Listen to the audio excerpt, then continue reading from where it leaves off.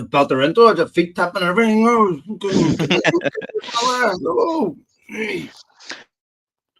Hello, everybody. Welcome back to the Glory Glory Man Utd podcast. I'm your host, as always, Kyle Quinn, and joining me today is Phil de Brún from Beyond the Pitch. Great to have you back on the show, Phil. Thank you, mate. Thanks for having me. And today we're going to talk about a variety of topics, including what Mourinho has been saying lately, the INEOS takeover, potential new director of football, and we look ahead to West Ham and much more besides. But first of all, Phil, I wanted to ask you for your comments about what Mourinho has been saying on the OB1 podcast. He says there's still people in that club that are still there. When I told Man United after 2 months, with these people, you're never going to be successful, and they are still there. Who do you think he's talking about, Phil? Well, look, he's clearly talking about the people that are in executive positions. They're the ones that survive. They're the ones that have all the power at the football club, and he's right, but they knew this anyway. And this is something that was told, Van Gaal told them. This is something that, they are not unaware of. You have to understand, Kate, these are not people that are determined to have success on the same level that Mourinho's talking about.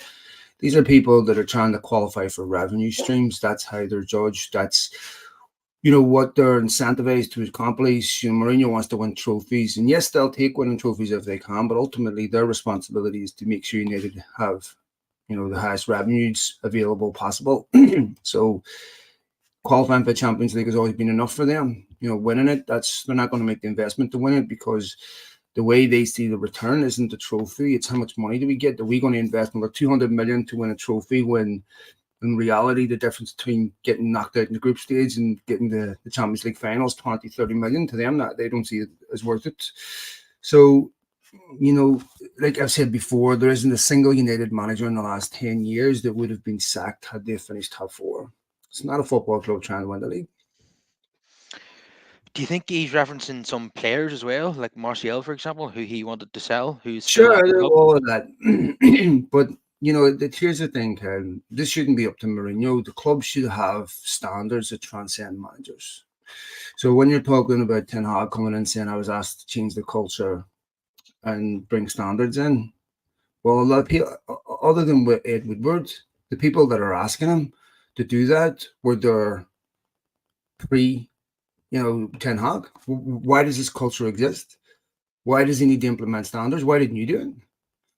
And, culture is not representative of the manager. The culture is representative of how the football clubs run. That's it. The manager can't change culture. The football club aren't going to support him in that process. So, I've made this analogy before, but it's, like asking a babysitter to change, the behavior of your kids. That's all determined by the people with the ultimate authority, which is the parents, the people that run the football club. If they don't support that, and I'm not talking about words, I'm talking about action. And that's hard to do, because perfect example is Jadon Sancho. Now, the right thing for United to do would be to get rid of Jadon Sancho with a cut price deal. If that happened at City, they'd bomb on it. Right? You challenge the manager's authority, or the atmosphere in the dressing room, you're immediately excommunicated. You're right. Exactly what Ferguson did with lots of players, Keane, Van Nistelrooy, lots of players. Right? But United don't do that anymore. So players are allowed to do this repeatedly, and what you're seeing today has been seen time and time again. This is why I can't scream for Ten Hag to be sacked, because I can't attribute any of what I'm seeing right now to solely Eric Ten Hag. These are problems that predate him, and these are a consequence of how the football club is run. Yeah, I suppose we can criticise certain things about Ten Hag, including his own recruitment, and his his management on match day. There's issues with his team selections, substitutions, tactical issues. But ultimately, recruitment should not be down to him anyway. He should have a support system in place that every other club has, and hopefully that's going to arrive shortly. Now, you've been talking a lot on your own show about INEOS, but we keep getting, we keep getting told by the press that it's going to be next week, but that we've been told that for the last 6 weeks. Have you any information that might be happening? It doesn't look like it's going to happen pre-Christmas now. Do you think it's going to happen, early January? Here's the thing, man. These people don't inform us and feel a sense of responsibility to do this within a specific time frame to suit our narratives. They work at their own pace. And, there's always lots of little things going on that make this complicated. They were at UEFA last week. They were talking to UEFA about making sure there's the right balance between the Nice and Manchester United ownership, so there's not a conflict of interest in these competitions. There's a lot of things to unravel. There's a lot of unmotivated parties inside the football club to do this deal, so it's not moving at a great pace. I think for INEOS, the target really is to make sure not only are they in place for this summer, but to make sure that they've been in place for a good few months, so they have a proper analysis and prepared for the summer rather than rushing it to be ready for January. I think even if they were in place right now, January would probably still be a relatively quiet month in terms of recruitment. They know they have a lot of work to do. They know that recruitment has to change. Look, when you talk about recruitment, right, Ten Hag's a Dutch manager. Dutch managers send Dutch players no matter where they go. This is not new.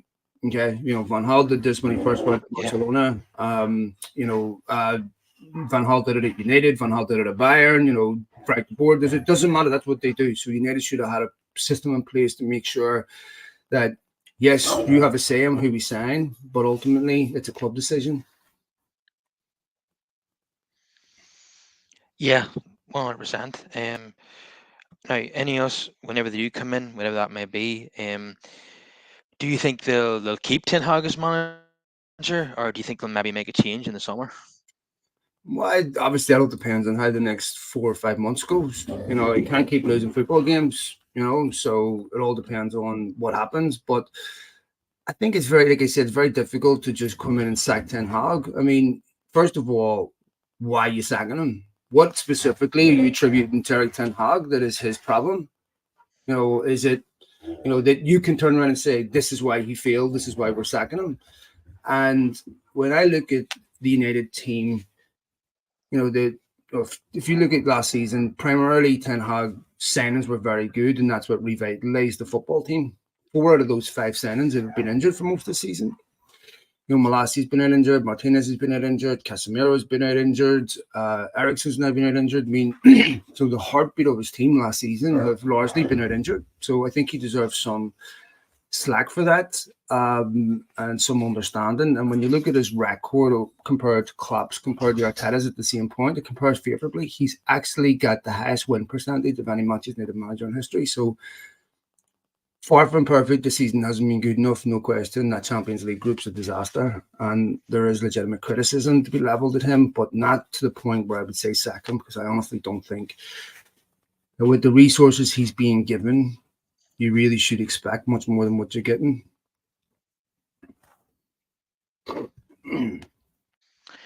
Yeah.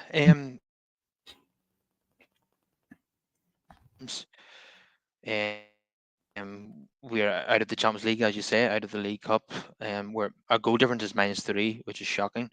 But the caveat with that is that he's the conditions that he's working under are horrendous. There's no clarification as to what's happening at the club behind the scenes, and he's, as you say, there's been many injuries this season as well. But some people have suggested that he might have contributed to those injuries with intense training. Yeah, I hear I don't know how true that is, because I'm not a witness. Look, here's the thing about this, okay?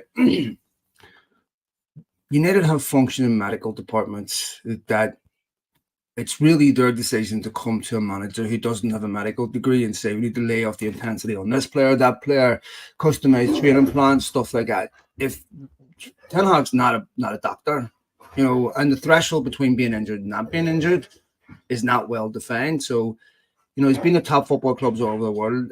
He's well aware of what it takes in terms of intensity and everything else. And when you look at the rest of the Premier League and their injuries, United are still behind a significant number of football clubs. Brighton's worse. They keep hearing about Brighton not training through the week and everything. They have more injuries than United. Newcastle have a massive amount of injuries. Yes, United have a lot of injuries, but I think part of that is because they rush key players back. They have very high load when they rush them back because the squad isn't deep enough to be able to handle the rotation. And so, Shaw comes back, all of a sudden he's playing 3 games in a row. This is you see this when Mount comes back, gets re-injured. You see this a lot with players where they're rushed back into a team because the player that's playing in their place hasn't kept the shirt, and because these key players are so important to United that they can't afford to do without them. So I think part of it is squad depth. You see the quality drop off once they rotate a few players, and it's and again a really, really antiquated sports science department that hasn't had state-of-the-art investment for years. Well, it should be beneficial to United now for the rest of the season that they only have 1 game a week. There's no European football, so let's see if the results in the league pick up as a result of that, and hopefully you get less injuries as well. But we have to factor in that Mikel Arteta took a few years to get going at Arsenal. Was it 2 8th-place finishes in a row, and then all of a sudden they became title challengers, and now they're title challengers again this season. So you have Well, to make the argument that you have to give the manager time as well. well, one of the things Arteta had to change is one of the things Ten Hag has to change, and that's culture. So he get rid of Aubameyang for the same reason United want to get rid of Jadon Sancho, because you keep showing up late to training, you keep showing up late to team meetings. That's disrespectful to your teammates. It's disrespectful to your manager. It's disrespectful to your club, to your fans, everything else. So that takes time. It takes sacrificial lambs. It takes you to do it with big name players so that other players get the message. It takes you to be consistent. It takes the club to support you. It takes the club to be committed to that goal too. And if you get everyone pulling in the same direction, alignment with the goals, unwavering commitment to that, then you can make changes and players can understand that Mikel Arteta is the one that makes the decisions here. Even if Mikel Arteta fails at Arsenal, it's really imperative that players understand, who has control, who has power, and who makes decisions, and has a very, very clear structure on that. It's otherwise it's like a weak parent. A kid will go to the weak parent asking, for the thing that the other parent won't give them, and if you don't have alignment, you have no chance. You're just going to create adversarial positions between one being a good guy and one being a bad guy. And to me, I think once you have very clear alignment, then players understand. If you do stuff at Real Madrid or Manchester City that you do at Manchester United, you don't get a second and third chance, you're out. Once that starts happening, then you'll see change. United have never had that. So, one of the things that changed with Arteta was a complete shift from Arsenal to backing the manager and backing the manager's authority. Yeah, absolutely. Arteta has done an amazing job in the last couple of seasons, It and sure has. yeah, and the argument can be made to give Ten Hag some more time, and also, Can you imagine, Kyle, if they'd have given Emery that type of power, where Arsenal would be? yeah, there's a manager who's done even better this season with and last season with Aston Villa. I mean, But that's a perfect example of what if I happens when you don't back a manager and then a manager looks bad and he's finished in 6th or 7th, when in reality it's got nothing to do with the manager. It's got to do with the way the football club is being run. A manager manages resources, and manager manages a business that is defined by its owners, the priority of its owners. Employees inside a football club or any business work towards the end goals or incentivized to achieve. That's designated by the owners. You'll notice that in United's commercial department, they're not turning around and giving it to Giggsy to the end of the season. They run it. Yeah. Also, we have to acknowledge that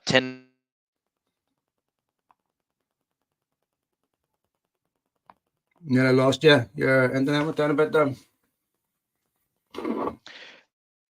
so saying there that the club did not deliver Harry Kane, which Ten Hag wanted, and had to make do with Plan B or Plan C.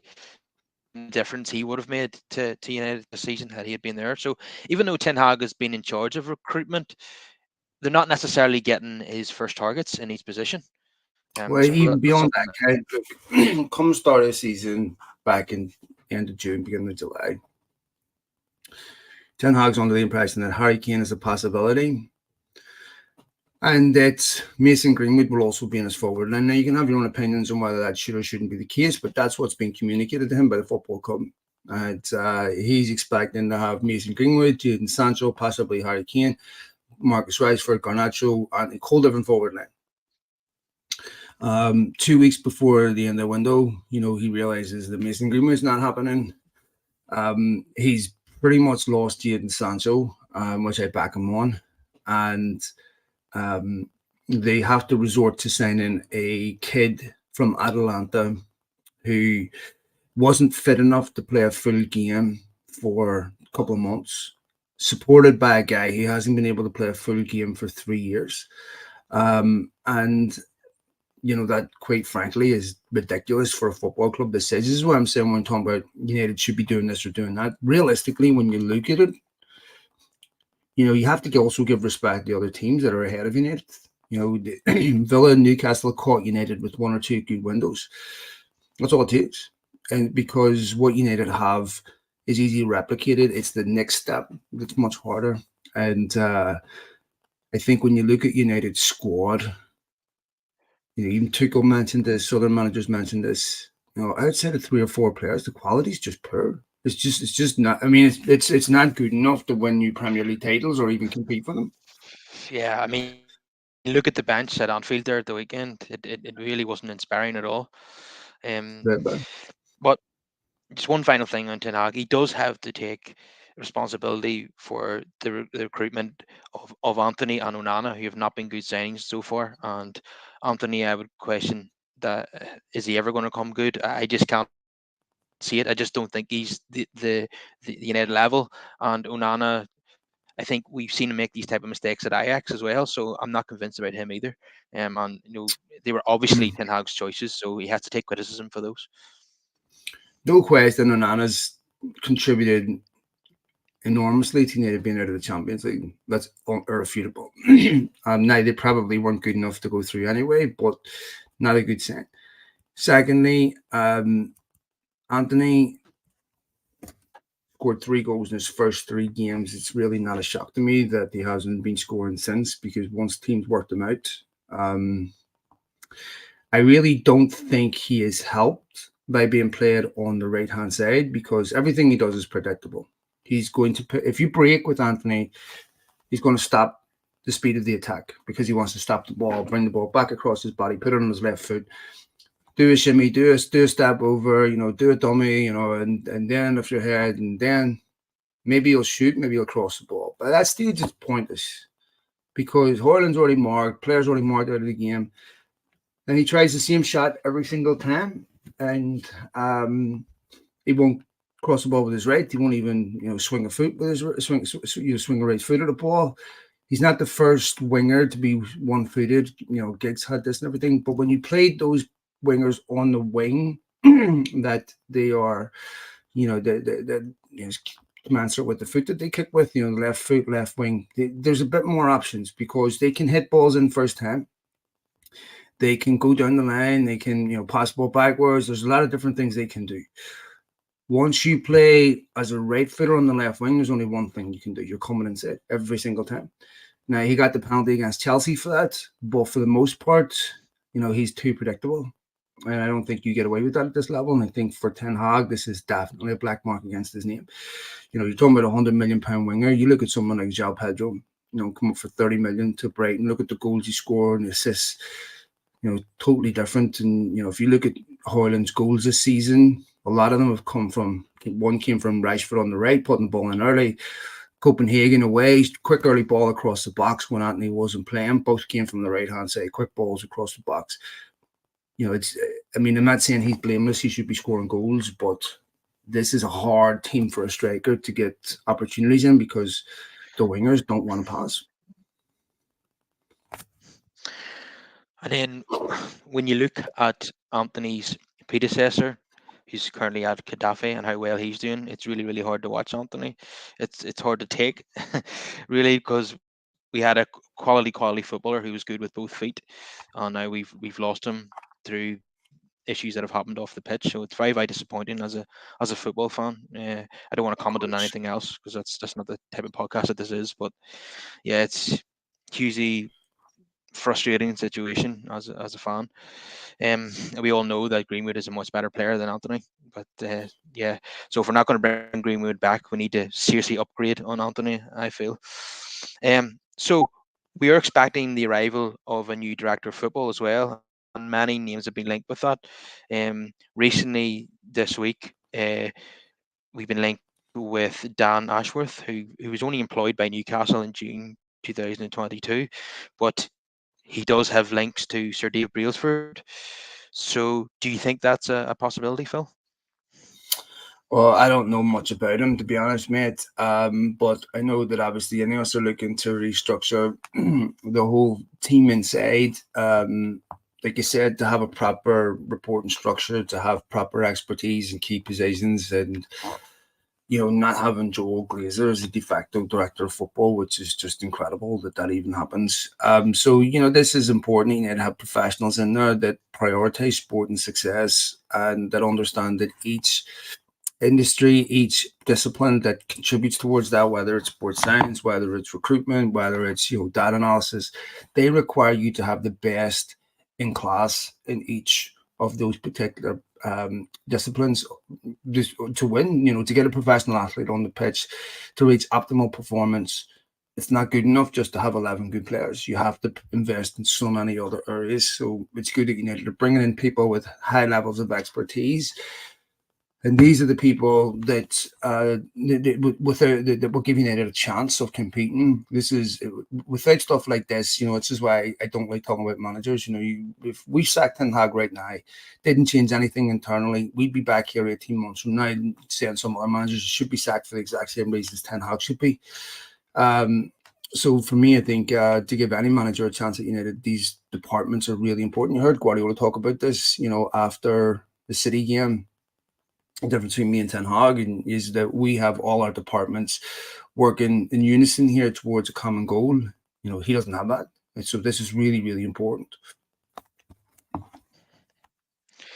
Yeah, it definitely is. There's been a lot of names linked to that role. Even Paolo Maldini has been mentioned. Dougie Freeman.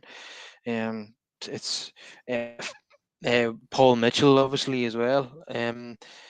But it seems to be that it's a different name every week, really. But at the moment, they're leaning toward the media are leaning towards Dan Ashworth, and there's a connection there with Brailsford, so it wouldn't surprise me if United try to make that happen. But could they prize him away from Newcastle? I know United's a bigger club, but you'd think that Newcastle could probably pay him more money. Um, but maybe he likes a challenge, and it would be uh, a challenge that someone like him would enjoy, given United have not. They need someone that totally revamp the club. They need a competent director of football, and I mean, I'm sure every top director of football in Europe would love to have the job, I suppose. But I mean, as I say, he only started in Newcastle 18 months ago. Would he leave them to come to United? This happens a Let's lot at see. this level. This happens a lot at this level where you have a lot of exchange of middle and upper management between clubs. And so it's a job that people would only want the top people in the business under INEOS. You wouldn't, no top director of football or whatever position is going to be assigned to someone who's not going to take that job under the Glazers, because you're not actually a director of football and you're just going to sacrifice your reputation. It's hard to know what John Murtaugh's actually accountable for and what he isn't. Because you can really only judge his performance based on the latitude that he's given to make decisions, based on what he's actually responsible for, what and stuff like that, and the support that he's given. So the best director of football in the world will not work if the football club doesn't support him. This is why there's so many questions about how do they get a sporting department working independent of the business side. I don't know.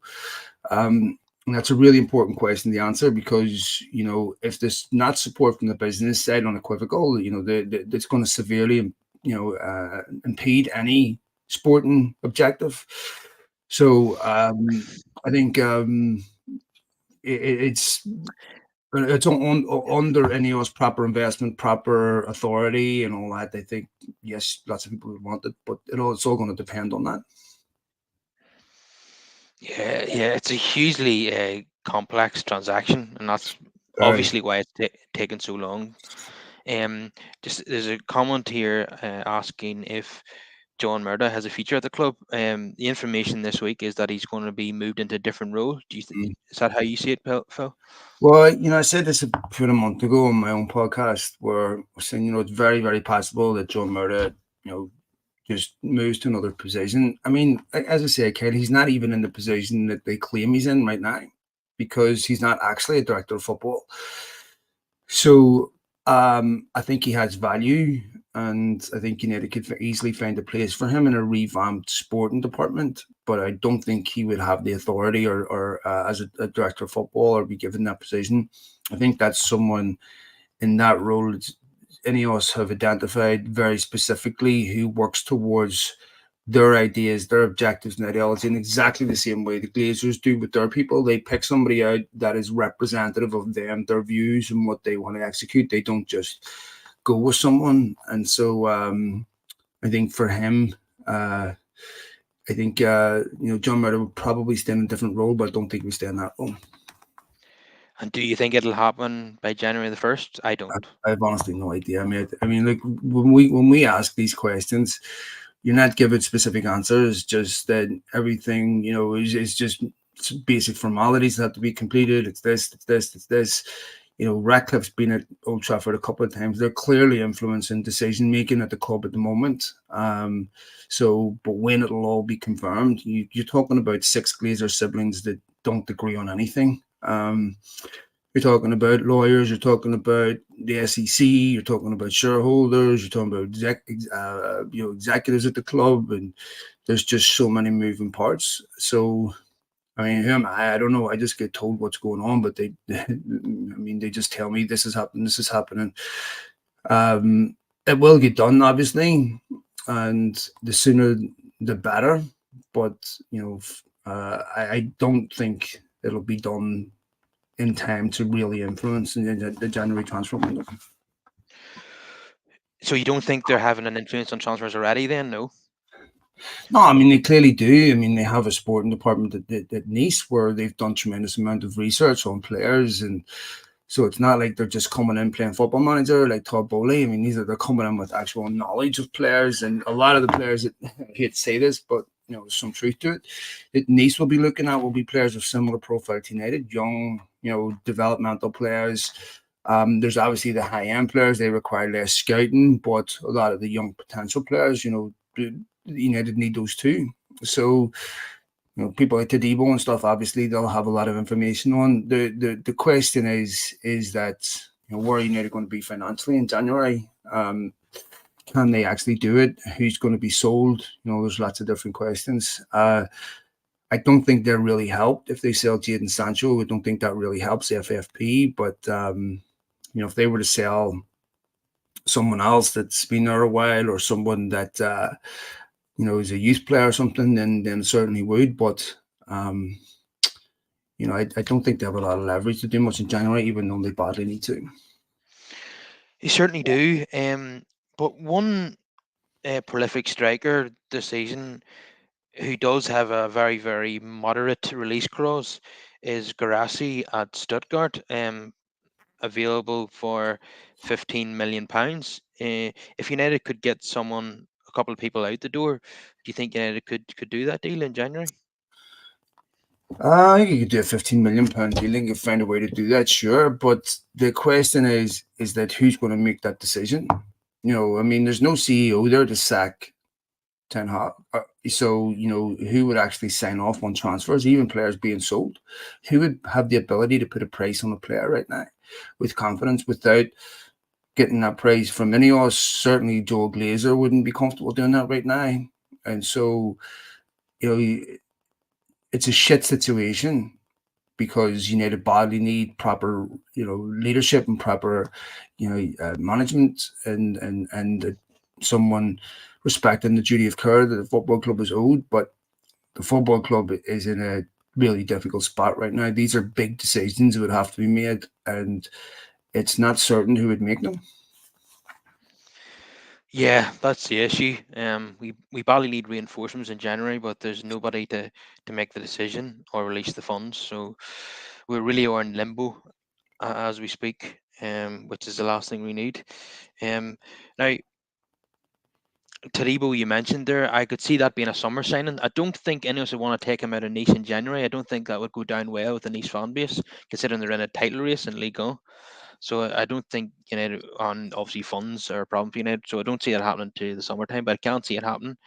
If Ineos come to Old Trafford, that would be like switching a player from Red Bull Salzburg to Red Bull Leipzig, which has happened with Benjamin Sesko, obviously.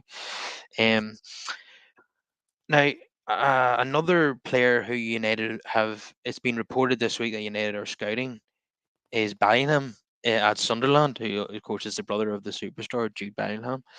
Now, could this be the second bite of the cherry for Manchester United? They obviously let Bellingham slip through the fingers. Could they get the next Bellingham in line?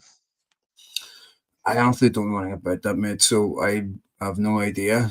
Um, so I What are couldn't your say. thoughts on the player? What are your I, thoughts on the I player? honestly, I don't watch enough Championship to really be able to pass any type of educated assessment on him. I've heard good things about him, but I don't know anything about it, and I don't know anything about whether United are legitimately interested. I would be surprised, to be honest. I think any decisions about midfield will not be made in January. They'll be made in the summer, and I think that there are still so many questions to be asked about how that midfield will be looked. How that will look, and I think that United need, no disrespect to Joe Bellingham, very talented young kid, I'm sure. But if the likes of Casemiro's goes, Ericsson, what have you, go, United are going to need proven quality in there. Yeah, yeah. Well, I don't think that's going to be on the cards in January anyway. I think that's more of a long-term signing. But yeah, it is a valid point that United need experience in midfield, especially if the likes of Ericsson and Casemiro depart. But what United have got is an absolute gem in Kobe Minu, who will save the club about 80 million. Um, we just want to sign another experienced player. In the summer, if possible, in that position, to so that United can rotate. Um, and let Manu develop without having to overplay him. But in the meantime, what would excite me in terms of midfield three when everybody's fit would be Manu, Casemiro, and Bruno. We haven't really seen that. I don't think we definitely haven't seen that actually.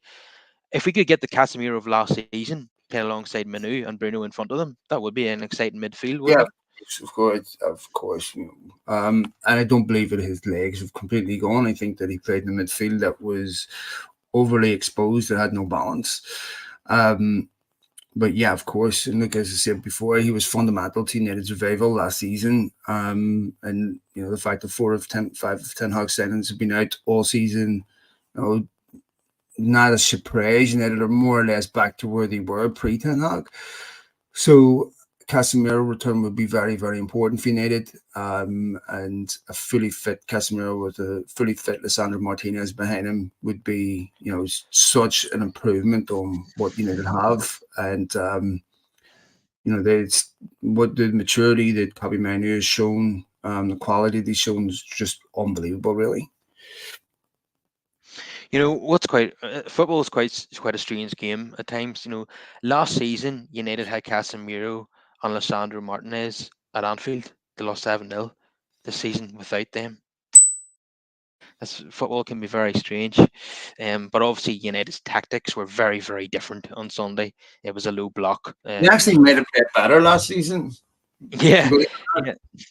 In the first half, last season, in the first half, I thought United were slightly the better team. They had a goal chalked off just on the spot. Casemiro's goal disallowed, and they actually did all right. But yeah, considering what they went there with, 0-0 draw was a good result.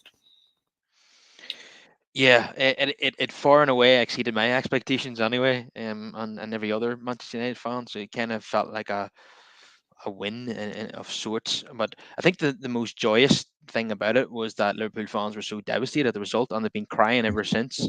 Van Dijk crying in his post-match interview. Yeah. It's like it was like a defeat for them because their expectations were so high going into it. Yeah, that was great. And if those 2 points cost Liverpool the title, all the better, all the better. So West Ham on Saturday lunchtime. It's going to be you're going to have to get up very very early to watch that one live, Phil. That's going to I be won't be at bed, man. That's I won't go to bed before 4 in the mornings or again. No. It looked very, very difficult game. Of course, United away from home. Everyone remembers what happened there last season. You know, De Gea's clangers. United haven't been great, obviously, against good teams away from home. They don't score at Newcastle. They didn't score at Liverpool. They didn't score at Spurs. Did score against Arsenal, but they haven't been great. Right? Again, good teams away from home. And this is the thing with United. They rarely follow up a good performance with another good performance. I'm not saying the game was a good performance. It wasn't. It was a good result, but they rarely follow it up with the second one. It almost feels like they are content with, the fact that they've answered their critics with one decent, result, whatever, and then, they take their foot off the pedal. And the next game you saw it against Bournemouth, where Bruno was like, "Oh, I thought, we played well against Chelsea. We came out there and thought this was going to be easy." I mean, are you insane? Where would that arrogance come from? So, these have been a really tough run of games. And, I think if you need to take anything from it, it's a good result. They need to obviously start winning some of these games, but you also have to respect where United are at. And, the fact that West Ham have got about 5 or 6 players in that team that would walk in the United's team. Yeah, and then another really difficult game in Boxing Day against Aston Villa. But Ten Hag needs wins and he needs them fast. He does. So we can't just write these games off as being difficult. So No. it's okay to lose them. No, we need to win these games. Whenever you get a respectable draw, the next game has to be a win. But like you said, United are flaky. But it is the job of the manager to keep his players motivated every single week. Nah. The players, To some degree, it is. That's a matter of opinion. Man, listen. Okay. Go watch the Ballon d'Or winners. Okay. They play for different club managers, different international managers, different. Doesn't matter. You motivate yourself. Okay. There is no student in any classroom who isn't motivated will pass. Doesn't matter how good your professor is. Okay. If you don't really want something out of this, it doesn't matter how good your teacher is. So professional athletes are responsible for motivating themselves with goals that transcend their manager. So if you've got a guy in your dressing room that says, "You know what, I don't like that manager, so I'm going to down tools, behave like a baby and not train properly and lose," willing to just to compromise their own standards, they're frauds. They shouldn't be in any winner's dressing room anywhere.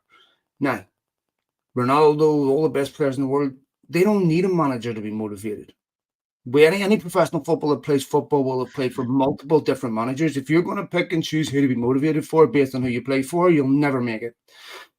Professional footballers are responsible for bringing their conditioning, motivation, focus, determination, willingness to execute, attitude, all that. That's their responsibility, not the manager's. Manager's job has nothing to do with that. So that is on them. And the best players in the world will bring you that. We don't have the best players in the world. Oh, okay, but so then it's the players' fault. Okay, so this is the problem, is that it doesn't matter who the manager is. Not Ten Hag's job to motivate you. That's up to you. How you succeed or fail is up to you. Harry Maguire was out of that team for a year. It wasn't up to Ten Hag to motivate him to get back in. It was up to him to say, "You know what? I want that shirt back. I am desperate to get that shirt back." Came in and has been one of United's best players during his time. Luke Shaw, same problem. Wan-Bissaka wasn't starting the season. In fact, I remember after the Liverpool game, I think it was, Ten Hag was talking about wanting a new right back, got himself back in the team. McTominay, all his way out. Now he's, United's top goal scorer. It's up to you to do that. And if you look for someone else to motivate you to get your head right, then you are someone that will continuously let down a manager, because you'll never hold yourself accountable.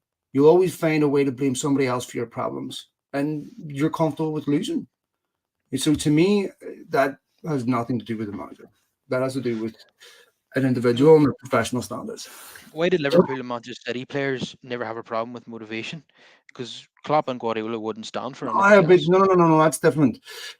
The thing is that at Liverpool had to do the same thing that Arsenal did.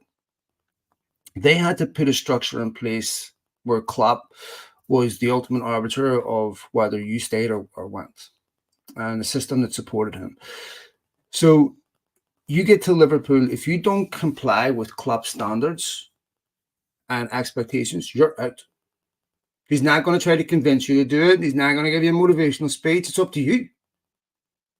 Are you a winner or are you not? If you are, you'll come into this environment, you'll enhance it, and you'll have an attitude and a determination to succeed. Roy Keane certainly didn't need Alex Ferguson to be Roy Keane. Okay? Didn't need Alex Ferguson to get him G'd up for a game or have a winning mentality. Didn't need it. So it's not that Klopp's motivating them. It's just that when you have an environment like that has zero tolerance for bullshitters, you weed the bullshitters out really quickly. And the people that stay are the people that you don't have to motivate. Ten Hag against Bournemouth played a bullshitter up front when he didn't have to. That's what really frustrates me. Okay, but you can criticize that, but ultimately, there's a perfect example.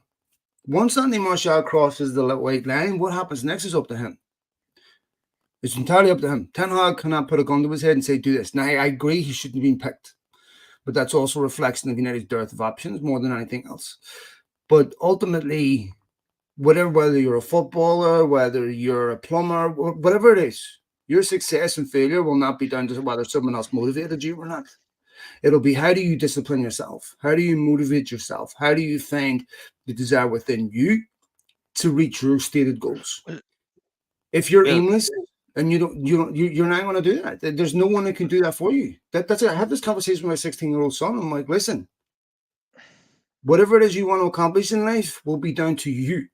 And if you fail, it won't be because this guy didn't do this and this girl didn't do this and that didn't. It'll be because of you. That's it.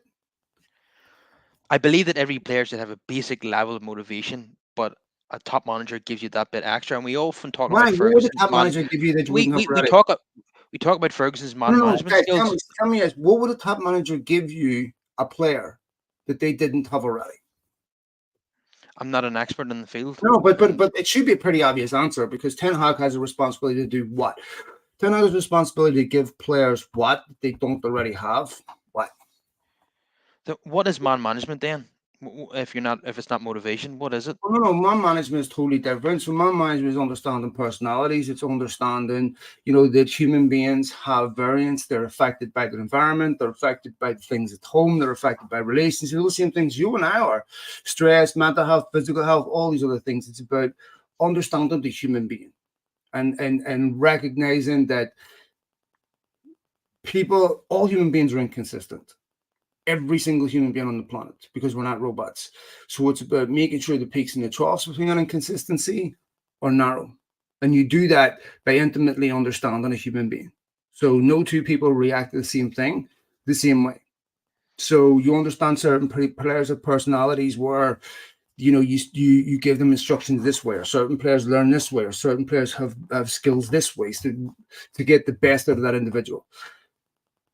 But ultimately, the motivation, discipline, standards, everything else, if you don't have that, you won't survive, because that's up to you. When a player goes out and scores a hat trick, the first thing they don't say after a game is, hey, my manager hadn't motivated me today, I wouldn't have scored one of those, but because my manager told me how great I was and I went out, I scored 3. So it's all credit goes to him.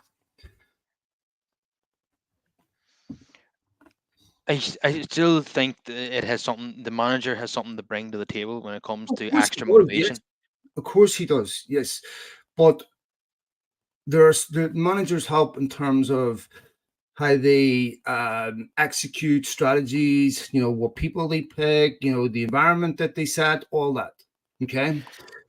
Of course, that matters. Strategy, it's how they strategize, everything.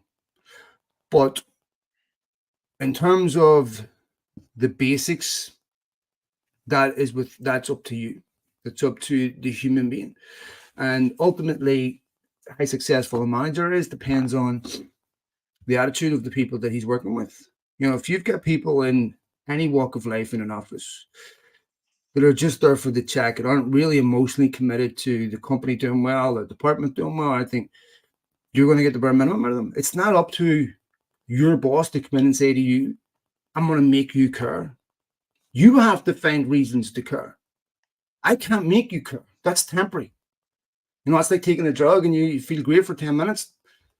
Your baseline in anything, okay, has to make sure that that's a consequence of the standards within you and that's nourishing some hunger within you.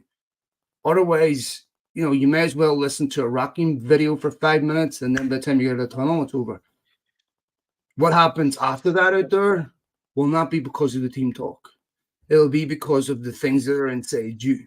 It'll be because winning this game matters.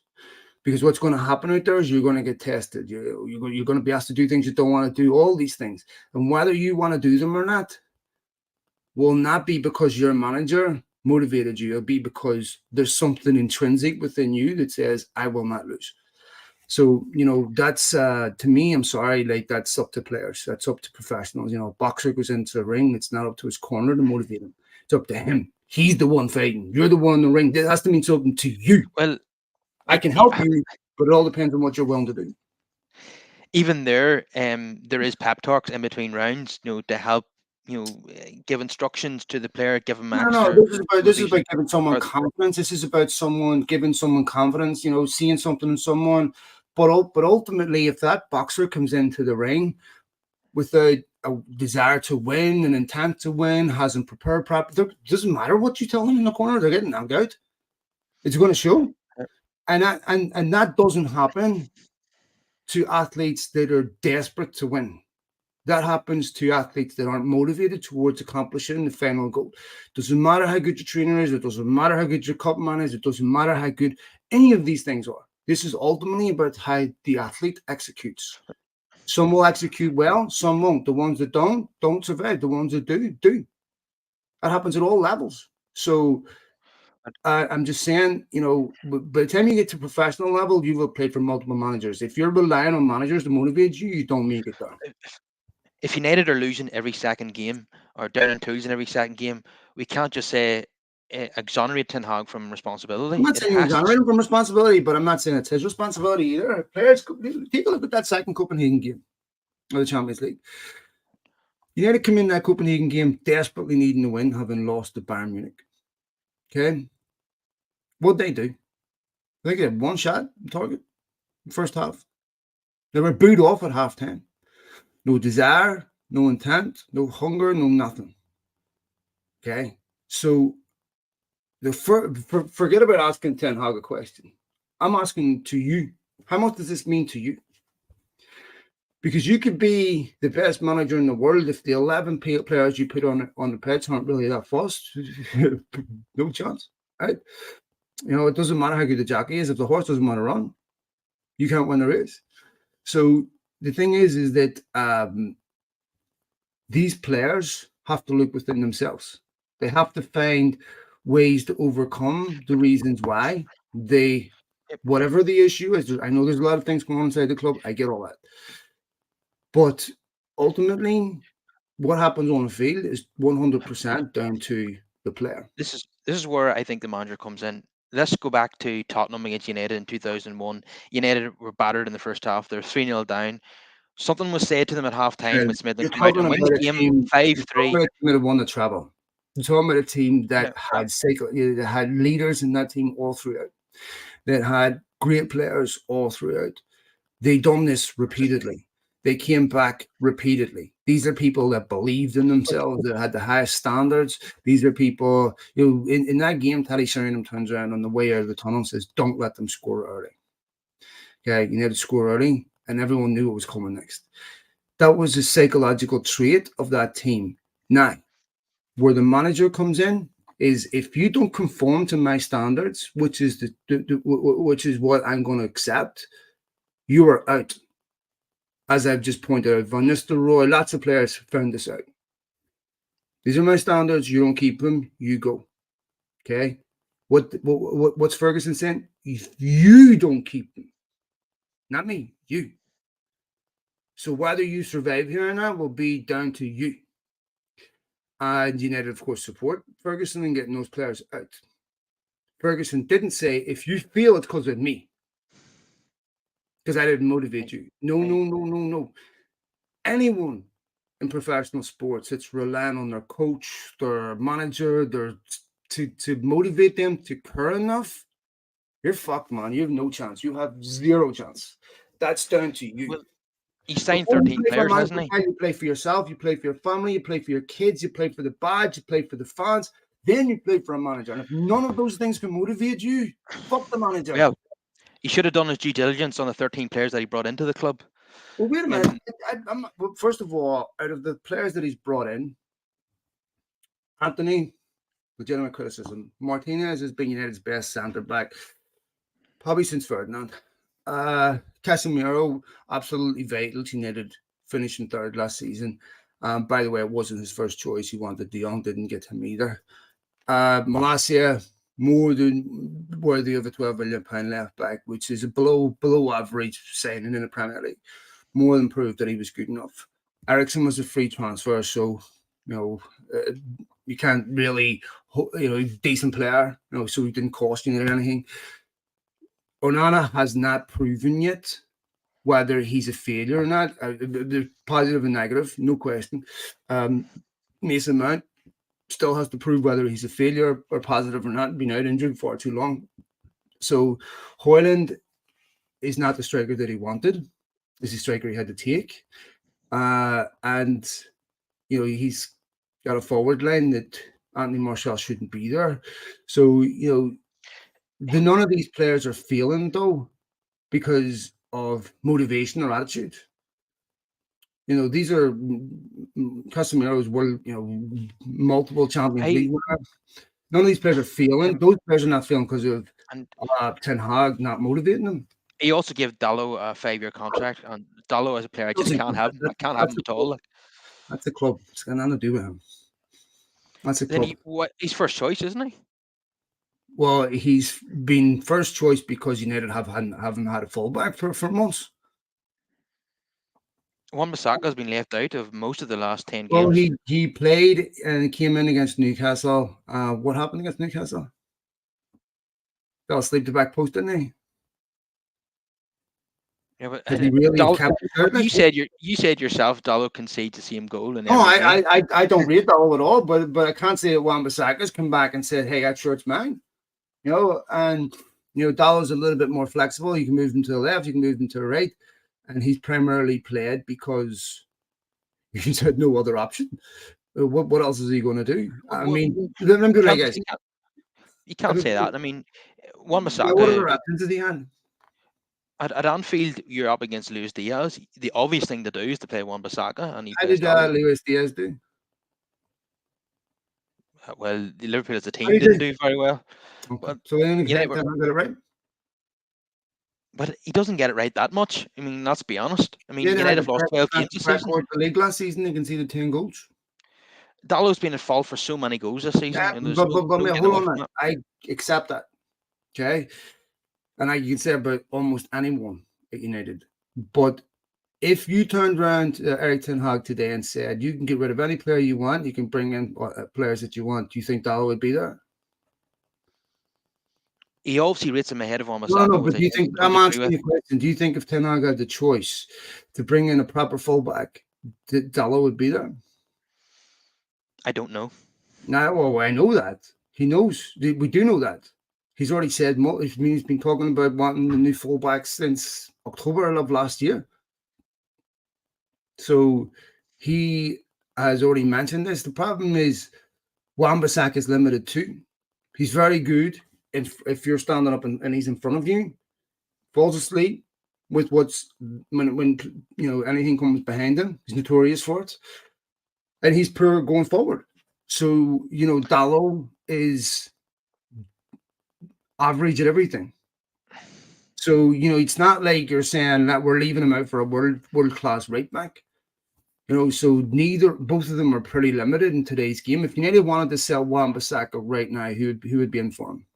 What top club? I don't know, but surely if he's a top class right back, we could come up with 5 or 6. I didn't say he was a top class right back. No, so this is the point: is that you're talking about players in key positions that just aren't good enough. They have one particular skill, and that's great. But if you want to win leagues, you have to have more than that. I'll tell you something I disagree with. This view that Wan-Bissaka offers nothing going forward, that's very, very untrue. How many goals has he got in his United career? He has improved on that side of the game. How many goals and assists has Wan-Bissaka got in his United career? I don't know, but he has got assists in recent times. That is for sure.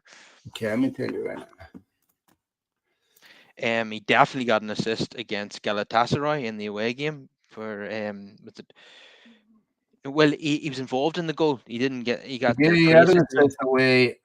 He was involved in the goal against Copenhagen. When he reversed the ball back for one. Yes, that was Galatasaray.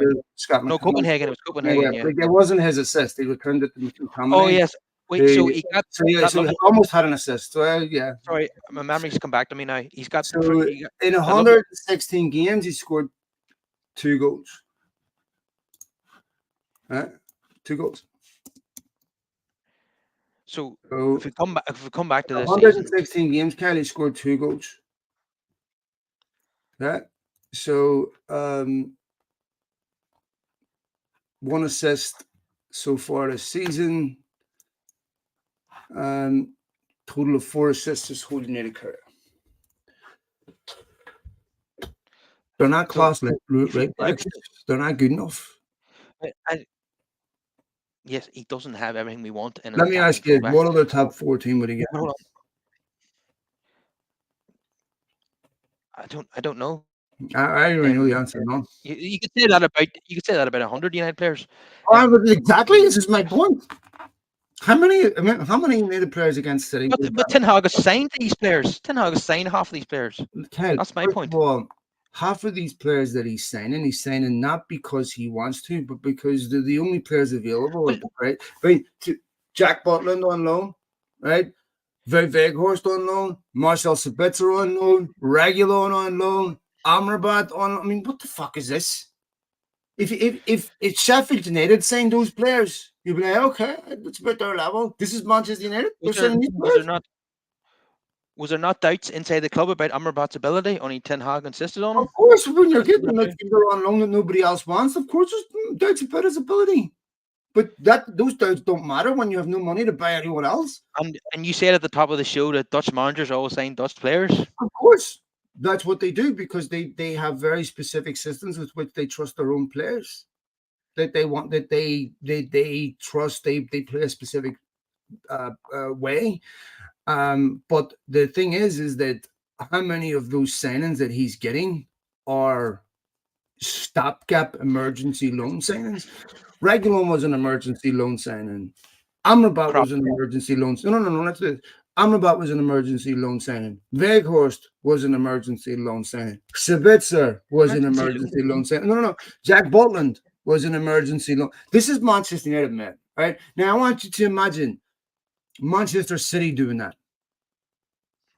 You think Manchester City would be out getting Butland, Weghorst, Amrabat, Reguilon on loan? Fuck's sake, come on, man. It's absurd. Reguilon wasn't going to get registered at Spurs. The only other team that was in for Amrabat was Galatasaray. Right? Reguilon wasn't going to get registered in the squad, mate. Right? Now he's United's left back. Right? Weghorst, right? But he scored 1 goal at Burnley. Right? And now he's United's central striker. Jack Butland, he was reserve keeper at Stoke, I think he was. Now he's, United's loan signing. I mean, this is insane. Like, I put him in a midfield, by the way, with Christian Eriksen, who's your free transfer. Then we got Johnny Evans on a free back or 2 heading up centre back. I mean, what? What do you expect from a guy that's doing that? These are signings that belong to a bottom 3 Premier League team. And you want him to go out there and compete with the top teams in the Well, world? well, he he squandered his budget on a dud goalkeeper, Hold Mason on, Mount, who he didn't need, and Hoyland, who's an inexperienced hold on. striker. That's why. Let me explain these things. One, he ended up signing Onana because United turned around and told him you're not getting Harry Kane, okay? And De Gea's making too much money. So they ended up buying what was the guy that was registered as the best goalkeeper in the Champions League last season, right? To play against the defense, to play in a defense that's been changed 15 times out of 16 games. So there's no consistency in front of him because of constant injuries, right? Mason Mount was bought because Chelsea were the only club that would take 0 down payment because United didn't have the cash. So they said, okay, we can pay him off over 4 years because no one else would sell United a top midfielder on those terms. But Chelsea would for FFP reasons and because the Glazers didn't have any money. Okay. Hoyland was bought despite the fact that United were pursuing other targets. Now, I spoke to United in July about Hoyland, and their words to me were absolutely no way we would pay 70 million. They did the same thing with Anthony the year before, right? They could have had Anthony a month before for a lot less, and they said exactly the same thing to me. Absolutely no way we're paying that. And of course, they fucked up, and then they panicked. Just like they did with Casemiro, just like they did with a lot of players, because they have no competence, right? And because it's such a convoluted process to try to get funds released. So, the fact that United are ended up scraping the barrel, of course, they were supposed to keep Mason Greenwood and all that, and they're a total mess, is 100% down to them. The Jadon Sancho thing could have been addressed months before had United have actually disciplined him at the end of last season when he was still doing this, instead of waiting until the first week after the transfer window. This is a consequence of how the football club is run. Outside of 3 or 4 players, United's squad is made up of average Premier League players. So 3 or 4 of them get injured. This is about where you should expect United to be, around 6, because that's about where they're at. They're really not much better than that. I mean, most of those players in that team are not getting in a top 4 Premier League team. Most of them, right? Hoyland would not start for a top 4 Premier League team. Norbert McTominay, Norbert Amrabat, Manu's a young 18-year-old kid, Norbert Dalot, Norbert Wan-Bissaka. Most of these players are nowhere near good enough to expect much more. Most of them should have been bombed out years ago. The team that lost against City, 8 of them played under Ranić. This is madness. If we just come back to the original point there, I think for me overall, Wan-Bissaka is a better player than Dalot in my opinion, and he That should doesn't start. mean anything. Whether he's a better player or not, he's a better player in certain situations. He's a better player when you have to defend. Okay, when everything's happening in front of you. Yeah, Anfield. Okay, but hold on a minute, right? Anfield, if Dalot comes in and has a nightmare, fine. The other thing is that you lose with Wan-Bissaka is you get nothing going forward. So in a situation where on the right-hand side, where you've got a winger that wants to cut inside, you need somebody that can actually have a bit of ability and put a ball in. Now, I'm not saying Dalot doesn't have that. No, I'm not saying but he's better going forward than Wan-Bissaka, right? So, I listen, Kyle. You can make I would say 8 times out of 10, I'm starting Wan-Bissaka over Dalot, but it's not like Wan-Bissaka has been coming in playing exceptional. And you're going, oh wow, he shouldn't be left out. But he hasn't done that. Listen, I think he's definitely got better in his Well, attacking he was play. responsible for the goal against Newcastle. He fell Yeah, but asleep. he does that from time to time. But we could pick. So then you have to say at times he's a defensive liability too from falling asleep. Well, so the thing is that when you're playing deep like that, where you've got a lot of balls coming in behind you, or if you're trying to counter attack and you get caught, Wan-Bissaka is dangerous. He's a bit of a liability. So if he was outstanding, I would say fair enough. But there's so many recent games where when Wan-Bissaka's played, I thought he's one of the best players on the pitch for United, But when Dallo plays in most of the games, I'm thinking he's cost United in this game. I Yeah, mean, no, I wouldn't disagree. He certainly cautioned against City, cautioned Galatasaray at home, probably away, Copenhagen. There's no question about that. I don't particularly rate him. I don't think he and should be there, but look I at don't believe he would be there if Ten Hag had a ton of other options. look at Dallo against Bournemouth, smashing the ball into the side netting instead of No, scoring it to listen, Hoyland. I'm not going to defend either of them. I don't think either of them are good enough. Is the point? I think, like I'm saying, if Ten Hag had the ability to replace them, he would. You know, I have no doubt about that. Well, Ten Hag would probably bring in a Dutch player like Frimpong or Denzel Dumfries. I don't think they're great defensively either. But we don't know So, what he would do. well, you could have a fairly educated guess at what he would do. Well, no. It would all depend if he's working within a system, a football club that designates players, that scouts them appropriately, that has a proper analysis system that says these are the players that fit for this position. In fact, remember, United said this about Wan-Bissaka. They said, they'd scouted 2,500 left backs. I don't know if they're reading the list upside down or not, but they said, this is our guy. But if Ten Hag works within a system that says, hey, our football department is responsible for identifying players that fit that position, and then we discuss what makes most sense, right? Then you may arrive at a different decision. But when you don't have a functioning football department where you're still running it like Fergie was 40 years ago, saying, hey, you go buy players, then this is what you get.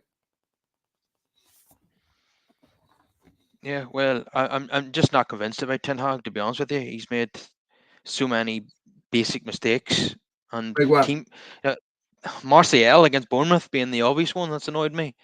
Playing Dallo over Wan-Bissaka most of the time. That when he Well, was let's say playing they played Hoyland against Bournemouth. What would have been the outcome?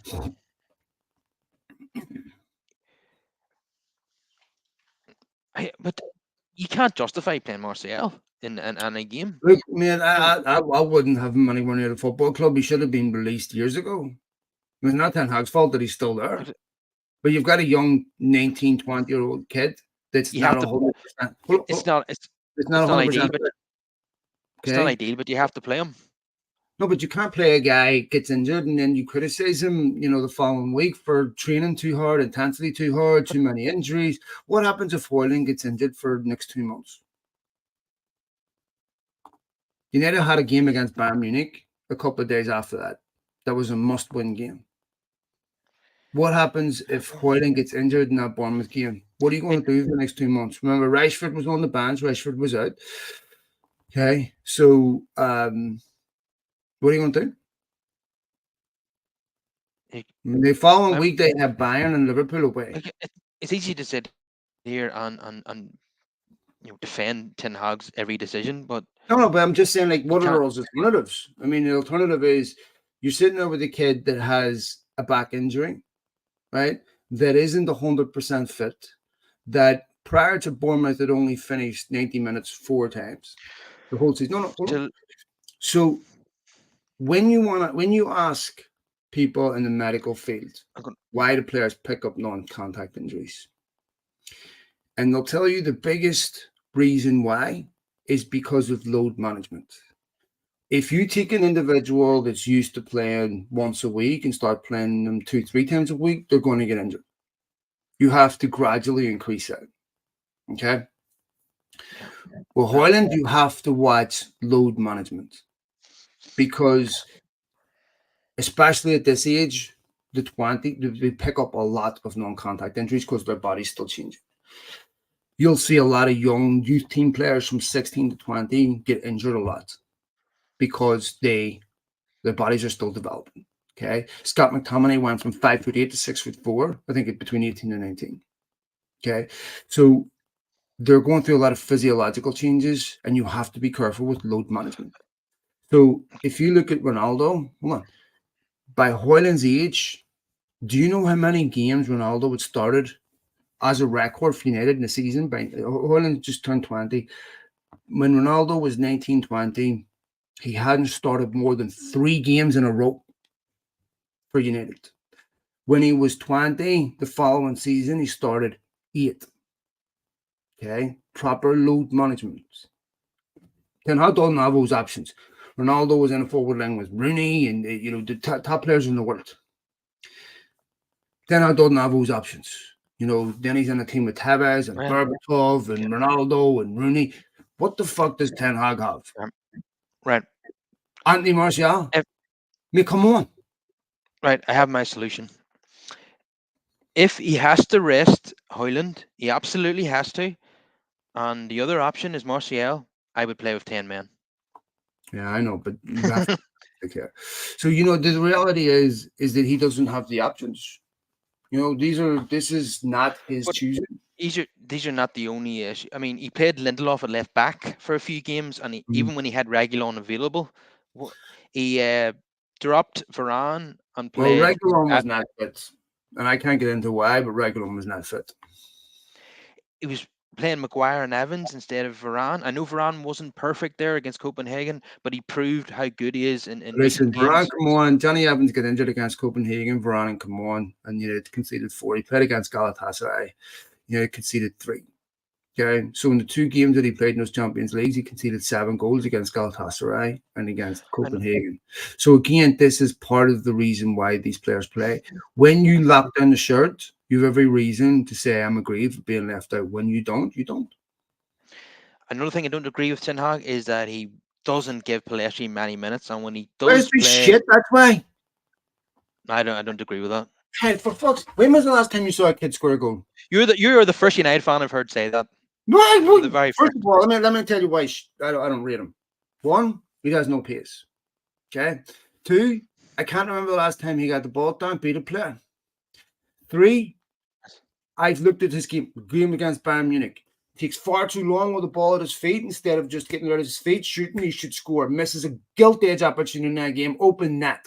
Missed a gilt-edge opportunity. Open net away to Galatasaray. Right? Yes. He does not score goals. He is too slow. Yeah. He doesn't beat players. He does beat players. I have not seen one single thing about Pelestri that says that kid excites me. Nothing. There's a Facundo Pelestri. No. There's a Facundo Pelestri at every championship club. Okay, slow winger. Okay, that doesn't beat players. Now, where I will give him a little bit of credit is because he's shite. He keeps the game simple. Okay, so like the goal against Fulham that Bruno Fernandes scored was a result of him. Yes, I was going to say that. But okay, when I talk about Anthony getting worked out, if I'm a fullback, I'm going, how many ways has this kid got to beat me? 1, he's slow, so I can play high. Now, because he offers no threat in behind. 2, his feet are poor. 3, doesn't really offer a goal threat. 4, he's not the biggest. Yeah. I mean, how many people are sitting there going, Facundo Pelestri? We're really worried about this. Why does he always have an impact when he comes on as a sub? He can't be that useless. First of all, he doesn't. But secondly, when you're talking about coming on the last 10 minutes in a game, that's totally different than starting a game. That he doesn't have an impact. The thing is, I've seen him play games, and I'm going, I want to believe in this kid so bad. I watched him in preseason. He had a decent preseason, that Dortmund game, everything. But when he plays Premier League football, he doesn't score. He doesn't do anything. This is supposed to be one of the biggest football clubs. Let me ask you: so if Facundo Pelestri was at Real Madrid, would he be starting? Is it City? Would he be starting? He'd be doing any fucking team, man. We're talking about the best teams in Europe here. We're not even in Europe. That's supposed to be United's benchmark. I mean, if you want to catch them, you can't be playing Facundo Pelestri. How many games has he started? 3? About 3 games? How can you judge a player on that? Listen, he went the elevation, no helping he played. He's left out of the team most weeks. Right? Why does he start every game for Uruguay? Hell, he's only at the football club because United can't afford to put actual quality in his possession. He's not good enough. I mean, you can say he is, he just hasn't shown it, but what you can't say is he's shown it because he hasn't. He couldn't be any worse than Anthony. He really couldn't. That's not a standard. This question and here's, it's not. It doesn't matter whether he's slightly better than. And here's the thing: Here's the Because thing: we've he starts accepted every. that not at the required level, but Facundo, and this is also a major criticism of Facundo Palestra, the fact that he hasn't been able to show that he is that much better is again an example. He's nowhere near good enough. He And I starts will every tell single. you right now, make this Wait. save this video. Facundo Palestra will never make it at Manchester United. Never. Because he won't be given a chance under He's Ten not Hag. good enough. That's why. I don't trust Ten Hag's opinion. I don't trust. I don't have to trust Ten Hag's opinion. He's not good enough. He You've starts got to every tell single. me something that makes him good enough. Tell Let me me say this. something that makes him good enough. I'm all ears. He starts every single game for Uruguay, including a 2-0 win over Argentina. I He care about played your 90 tell minutes in me that why game. Diego Forlan did too wasn't good enough. Tell me why. Diego Forlan went on to Tell win the me Golden Diego Boot in Forlan. Europe. Hang Diego on, Forlan won the Golden Boot in European football. but So it how's was he not good but enough? that's not at Manchester United. I don't care what he does somewhere else. Right? Manchester United is all I care about. You said he wasn't good enough. So he wasn't at United. That's why he wasn't capped. Okay. So I'm asking you, what has Facundo Palestri done that would give you any belief that there's a top player in him? I can think of a million things that he's done that show you that he isn't. Would you let me know?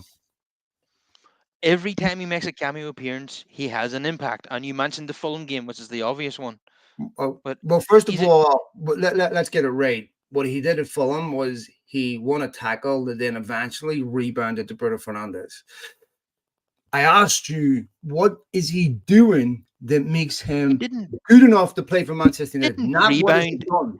He played the ball to Bruno I would Fernandes. like to believe winning a fucking tackle isn't, the standard for being good enough for Manchester United. I'm sorry, I would think that, but maybe I'm wrong. He played the ball to Bruno. It didn't ricochet to him. He played it to him. It was an assist. He tackled him in a roll to Fernandes. It wasn't an intentional. But anyway, he won the ball. He won the ball back. Okay, he won the ball. So tell me, but I asked you, what did he do to make him good enough for Manchester United?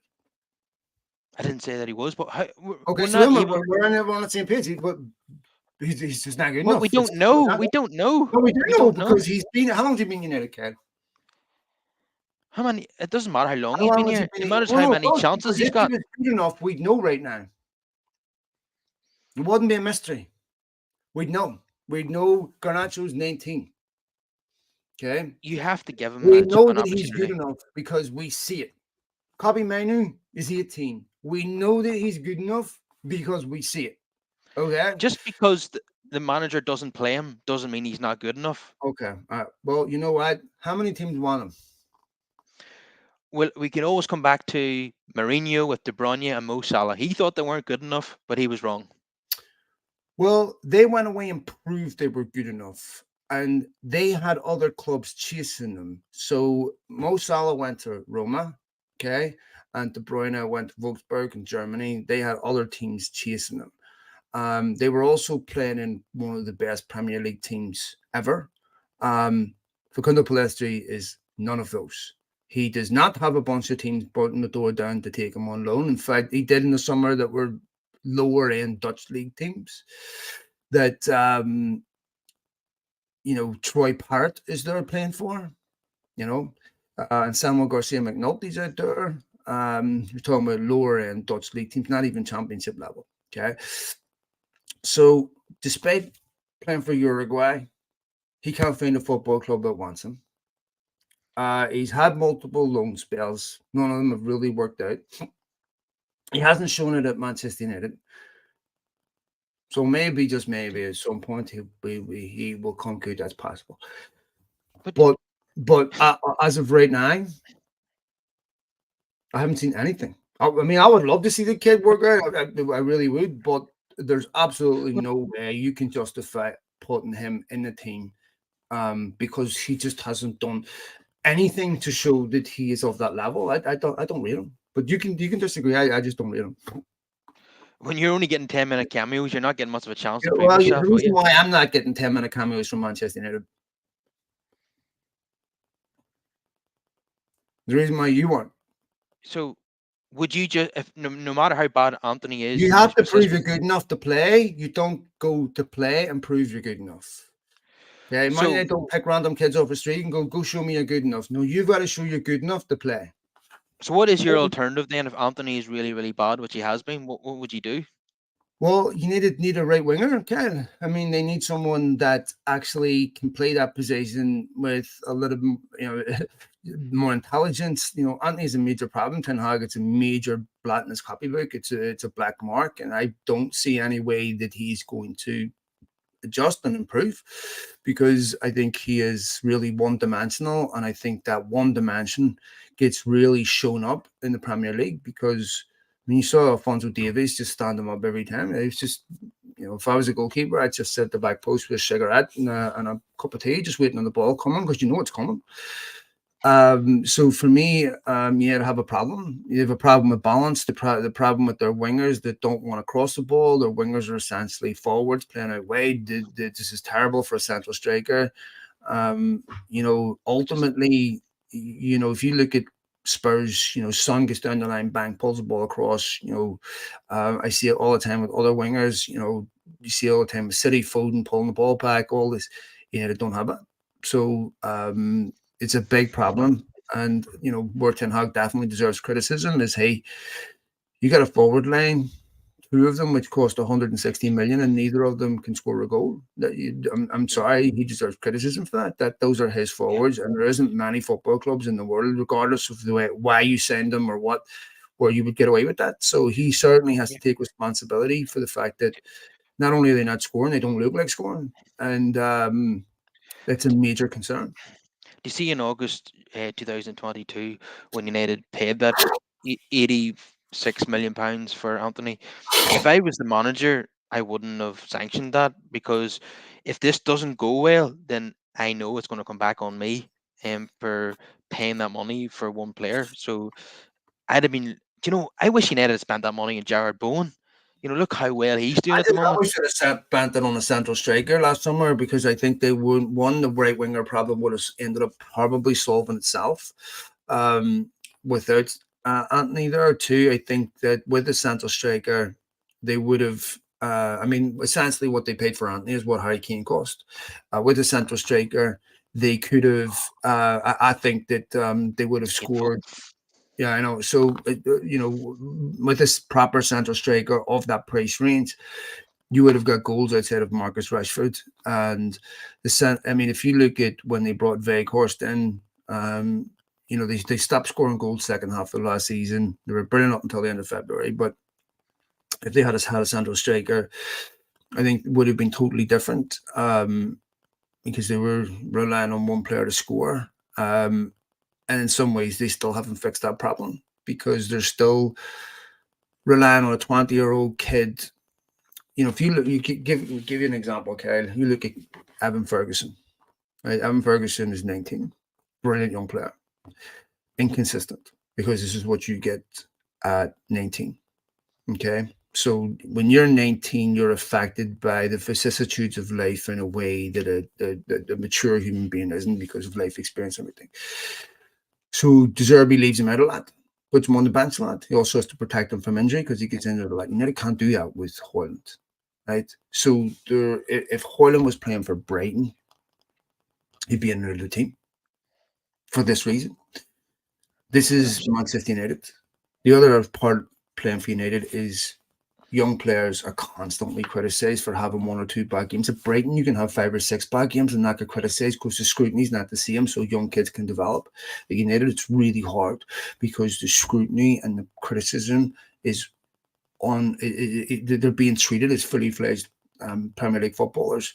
I think it's unfair on him, and I think Ten Hag definitely has to take some responsibility. The whole Anthony thing is again, I think part of the reason why these things happened is because Ten Hag had other expectations that United would sign this guy or sign that guy, and they ended up not doing it. So it looks piecemeal, it looks unbalanced, and it's really bad. He really needs to try something else. Like I would have suggested Mason Mount on the right, but he's hardly ever fit, so that's not really an option for Ten Hag. Now Jack here says Anthony on the left and Rashford on the right, and just cross the I path would on do the that. toilet. I actually think it would help Anthony being played on the left, because I think it gives him more dimensions. But Ten Hag doesn't want those players stretching the play and having big gaps. So he wants them narrower. The problem is, if you're a central striker, that's frustrating because you've got inverted wingers that are essentially playing Yeah, in space. that's another criticism of Ten Hag. Why he plays two inverted wingers on a centre forward? How's a centre forward ever going to get any ball with these inverted wingers who just want to cut in and shoot? Well, how's that going to work? It Yeah, doesn't. so with Rashford, I can understand where it's a bit of a challenge because what's Ten Hag going to do? He's not going to sell Rashford. He can't. The football club wouldn't anyway. So he somehow has to make that work. The Anthony thing, it's again, he deserves criticism for it because it just hasn't. It reminds me a bit of a Delta Raptor, Nicholas Pepe, skillful, but ultimately, there's a reason why freestylers don't play professional football because all those skills look great for the circus, but unless you can implement them in a way that makes them, effective on the football pitch, they're really meaningless. United had to coach a lot of the individuality out of Ronaldo to be practical with how you play the skills instead of doing only step overs. It was like, no, you don't need to do any of that. This is how we turn you into the best player in the world. Okay. So, and that's really what coaching is right there. It's not about teaching how people play football. It's about teaching good habits. It's about refining games. It's about you do this, it'll help you. And then Ronaldo spent hours and hours and hours by himself perfecting these. So for Anthony, he either has to learn how to effectively use his skills or Anthony can't survive. So I honestly think it would help him on the left, but Ten Hag doesn't want to do that. Yeah, and I don't see a scenario where Anthony fails at Old Trafford and Ten Hag succeeds. I think they come as a pair. So Ten Hag has to make this work, in my opinion. I think I couldn't. Ten Hag would survive it if the team is playing well. Or there's goals from other areas. United ended up selling, Anthony for 40 million in the same way with Jadon Sancho. If it doesn't work, find a way to move him on. Okay, Arsenal had to do it with Nicholas Pepe. Liverpool had to do it with Naby Keita. Sometimes these things happen. Darwin Núñez doesn't look like a world class footballer that's worth the money. I think you can survive it but if you're failing because your team's not scoring goals and stuff like that, then that error becomes far more glaring. I think for Ten Hag that would be a problem. Yeah, and given that it was a player that he brought from his old team and he cost so much money, it's difficult to see Ten Hag escaping huge criticism if it doesn't work out, and it's not working out at the moment. So I think that's another reason why he always plays him when he's available, is because he has to make it work. And yeah, he needs to I try don't think something else. so because I think it goes back to what I was saying earlier. I think for Ten Hag to survive at United, Ten Hag has to make the team work, not Anthony work. And so, what will keep Ten Hag on a job is if United are winning games of football and not if Anthony's playing well. I understand some of the pressure that comes with that, and I think there's a fair shout to be said. Why does he keep starting games? If you look at Rashford gets dropped, look at other players get dropped, and that's fair. But I think what's more important to Ten Hag is United winning games. But Well, I get what you're saying. another issue at the moment is that he plays McTominay in every game in the hope that he gets a goal or two. But I actually think it makes United's midfield a lot worse because McTominay is so poor on the ball. He's only effective in the opposition's box, but he's not great in midfield. So I know there was no choice at Anfield because there was only three options to pick. But with Bruno available again in the next game, I wouldn't have McTominay in my 11. I know he's there because Here's he the might thing, get a goal. if goals aren't coming from midfield, where are they coming from? Yeah, but that's So there has to be a goal threat in the team. There has to be. But then play him up front then. Okay, but the thing is that then you'd be getting exactly the same criticism and saying, he's not good enough. Why are you not playing your £75 million forward? So, McTominay is someone like Fellaini that is loved by managers. Mourinho loved him. Mourinho loved Fellaini. Van Gaal loved Fellaini because they do exactly what you tell them to do. Now, they may be limited in their ability, but these are people that McTominay was Solskjaer, Rangnick, Ten Hag, Steve Clark. There's a reason why these managers like these players. So, yes, he's not the most technically gifted footballer on the ball, But if you look at Ten Hag's teams, he likes to play with a tall target man. Did that at Ajax a lot. He doesn't have that at United. And without McTominay's goals, Ten Hag would probably be out of a job right now. If he didn't score those goals against Brentford, he didn't score those goals against Chelsea, who knows where United would be. So those goals have been vital. And for that to be, the goals have to come from somewhere. And right now, that's where they're coming from. So it's, again, up to other players to do their bit and score goals and take that responsibility away and negate the need for Scott McTominay to be in the team because you've got goals coming from other areas. Yeah, and there's probably an element of loyalty to the player as well, for keeping him in a job, as you say, especially those Well, I goals. mean, this is what I'm saying. If you don't play and someone else comes in and plays decent, takes a shirt, then that player plays. It doesn't matter why you think they're good enough or not. It's not about it's about what they do on the pitch. And you cannot. Listen, I had a conversation with my 16-year-old son. He was on the bench. And the first thing he said to me, he goes, "This is fucking bullshit. I'm not as shit as the guy that was playing in front of me." And I'm like, there's your problem right there. Your goal is to be just not as shit as the guy that's starting. Instead of wanting to be the best that you can possibly be, your goal is just to be a little bit less shit than this guy. And how you get off that bench is up to you. You'll get off it one way or another. You'll either get off it by getting kicked out, or you'll get off it by getting on the pitch and impressing your coach, as they call it here, by your attitude, by your determination, by all the things that are going to impress someone to get you off that bench. And this is metaphorical of life. Wherever you're sitting in your current position, if you don't like it, how you get out of it is up to you. You can quit, you can fail, or you can give everything you've got to change your circumstance. And the people that do the latter usually come out ahead. So the thing is, if McTominay is shit, it's up to the players on the bench to prove that. And how many of these players on the bench have come in and shown McTominay shit? Pretty much zero.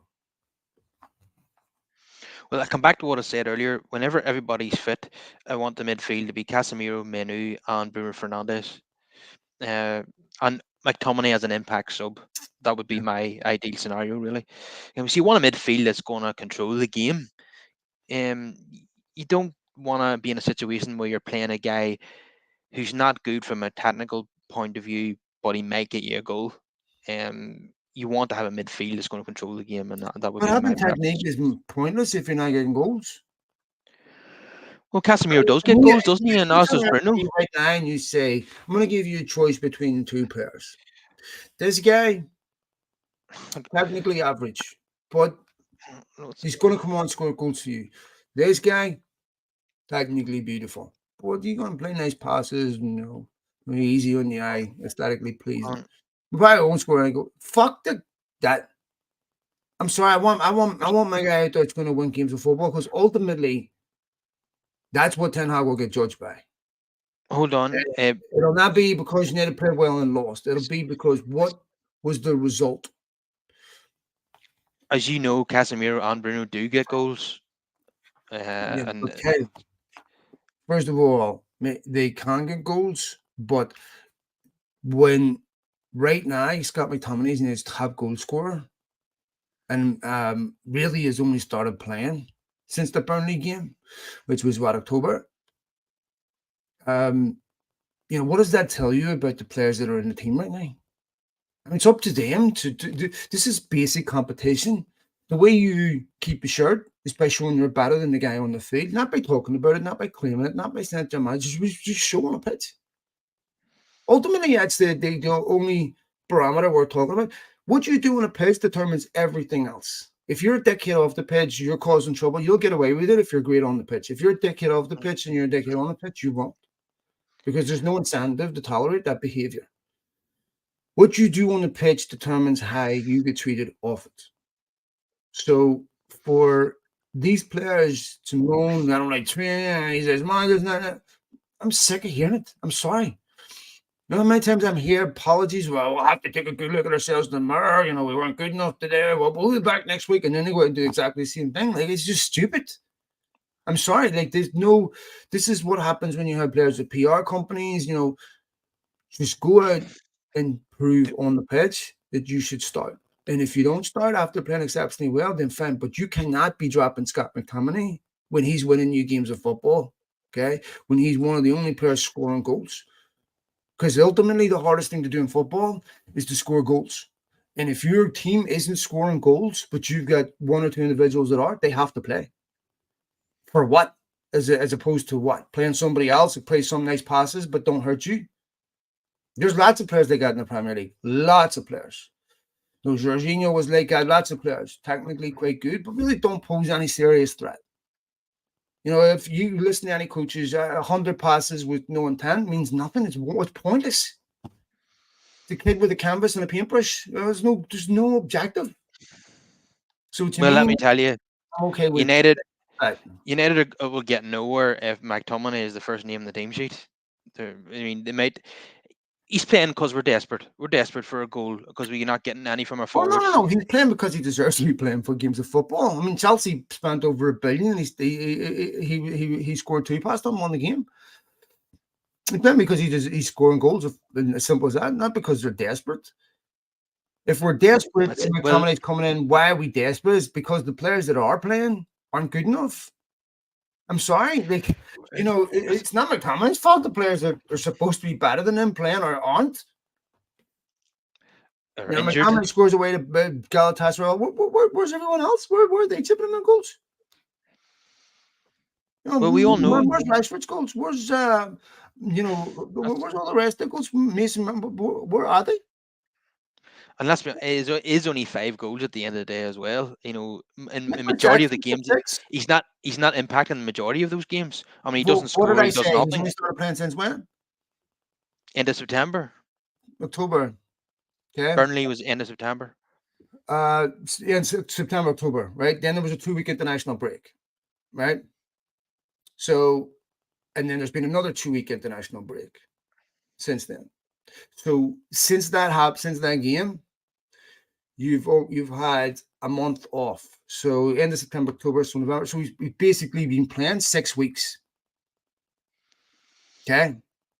So the fact is, Ked, for McTominay to not start games, other players have to show they're better, and they don't. They can't tell. You can't say they're better. My opinion is they're better. It doesn't fucking matter. It matters what you do on the pitch. Okay? Well, that's it. There's no other matter. Bruno is a better player, and he will start when he comes back in. Bruno and McTominay are not competing with each other. They play on the same team. He played in Bruno's position on Sunday. No, but they play in the same team. McTominay played against Galatasaray, all that. Bruno played against Chelsea. They play in the same team. And that is largely because Casemiro has been out injured for 6 weeks. So no, it's not just that. It's Amrabat plays in there, Manu plays in there, so it's not just that.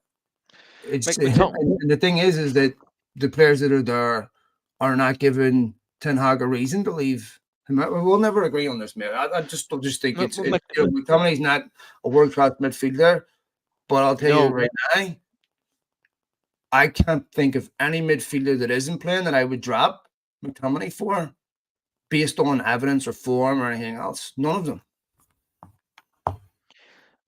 And he at the moment he's he's the most important midfielder because, not really. I think it's probably Manu, and he's only a kid. It's probably United's most important. Okay, so what are you saying? So Manu and McTominay, both United Academy graduates, it cost the club nothing, or the very midfield players in that team. So what does that tell you? That Amrabat is absolutely atrocious. But it tells you that the other players don't deserve to be in the discussion, to be playing. Simple as that. These are, these are players that care about the football club. These are players these are players that aren't dependent on Ten Hag to motivate them. These are players that, McTominay was left out, tried to get sold over the summer, didn't turn around and throw the toys at their pram and say, you know what, I don't like his manager, I'm not playing for him like Jadon Sancho did. He knuckled down, gave 100%, worked his way back into the team, scored goals, and deserves to play. So remember, Bayern Munich wanted to sign Scott McTominay in the summer, right? So this is this, and they made a couple of attempts to do that. Well, There was other clubs wanting the team United are playing at the weekend tried to sign him too.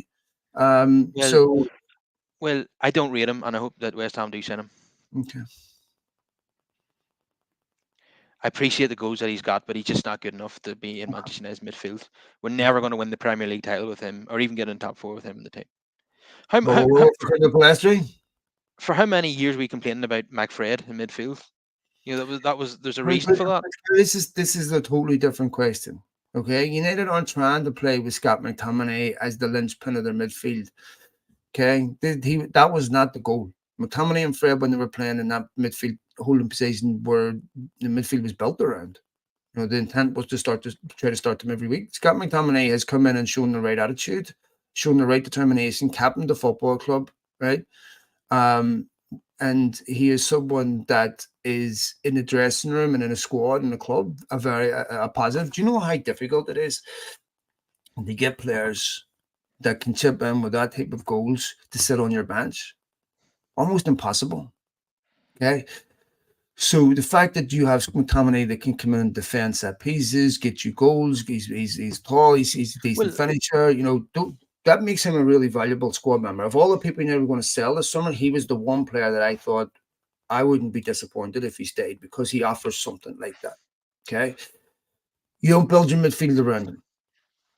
But when United are sitting with 13 first team players injured and an entire midfield, I mean, what do you want? I mean, the guy comes in, he bails United out against Burnley, very important win. You know, Brentford. you know, Chelsea or Brentford, sorry. So if you look at all these games, you know, and Brentford was essentially when McTominay started playing at Burnley. You look at all these games, right? They without McTominay's goals this season, right? I mean, where would United be? He's been a vital player. Now you can say, I heard this about Ronaldo. You know, yeah, Ronaldo scores 25 goals, but he doesn't impress. Fuck, what would you do if it was 25 goals right now? Yeah. And so you can see what I mean? You can say that, well, let me focus on the negatives that we don't get because this guy plays. Now, when was the last time United had a central striker that scored 25 goals? When Ronaldo was here. Van Persie. Okay? Ronaldo got 24, didn't he? But that's what I mean, pre-Ronaldo, Van Persie, a decade ago under Ferguson, right? Yeah. And all we heard was, yeah, but he's not a pressing monster. I mean, this is this obsession from people, the focus on these things. Oh, he doesn't do this, he doesn't do this. Do you know how many complete midfielders there are in the world? I can give you pretty much any midfielder in the world and point out negatives and say, doesn't do this, doesn't do this, doesn't do this, doesn't do this. Is Luka Modric a pressing monster? No.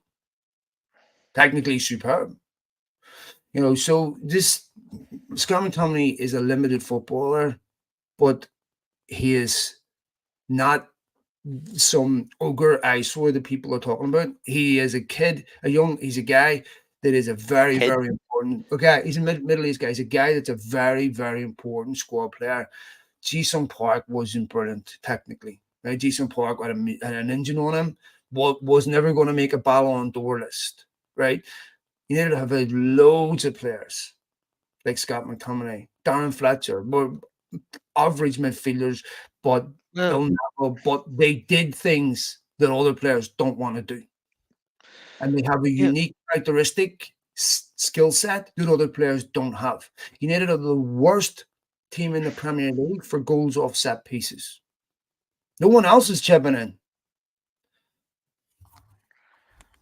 No, that is a shocking statistic. Yes. United don't score direct from free kicks either anymore. No, because there's no one else scoring. You take a look at right before halftime at Anfield. You have a free kick 30 yards from goal. Dallo.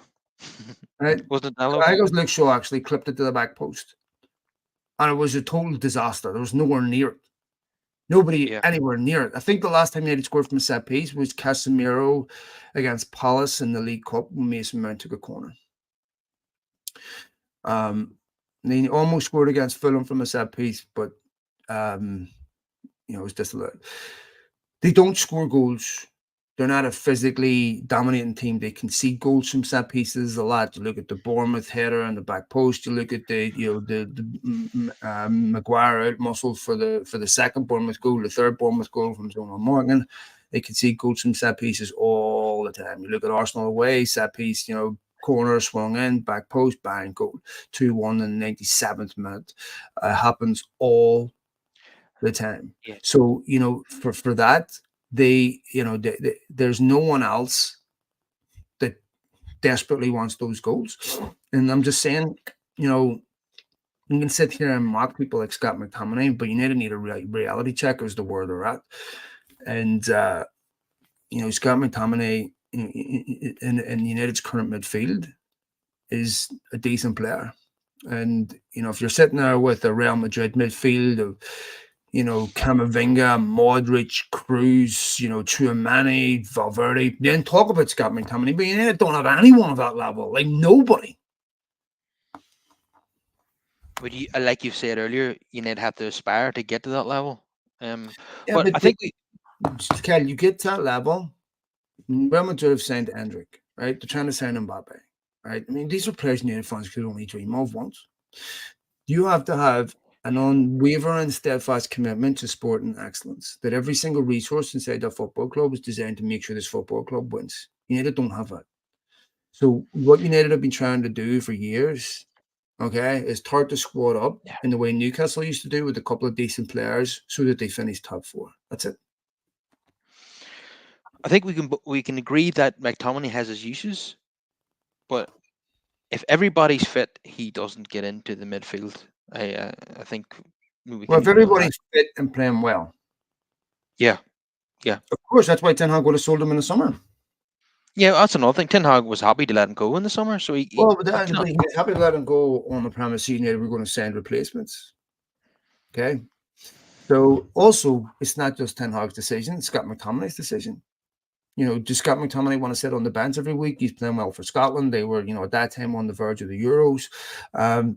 And so he was there in demand by a lot of other teams. And so it was up to him. For United, selling a youth player, that a significant boost in their FFP. So it made more sense to sell McTominay actually than Maguire, and for an FFP purpose, not from a practical purpose. So, McTominay, if United had got 40, 50 million for him, Ten Hag would have had the leverage to replace him with actual players that he would play that suit his system, but he doesn't have that.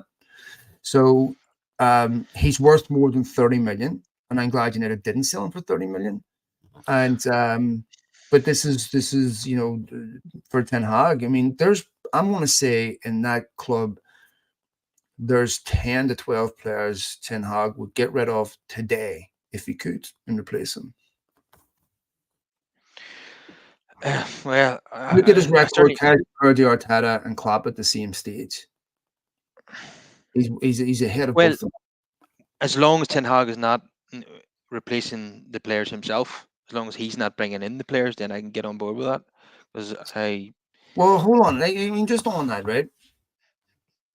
Ten Hag last season, his signings were the reason why United finished third, and the reason why he was the only manager outside of Guardiola in England last season to win a trophy.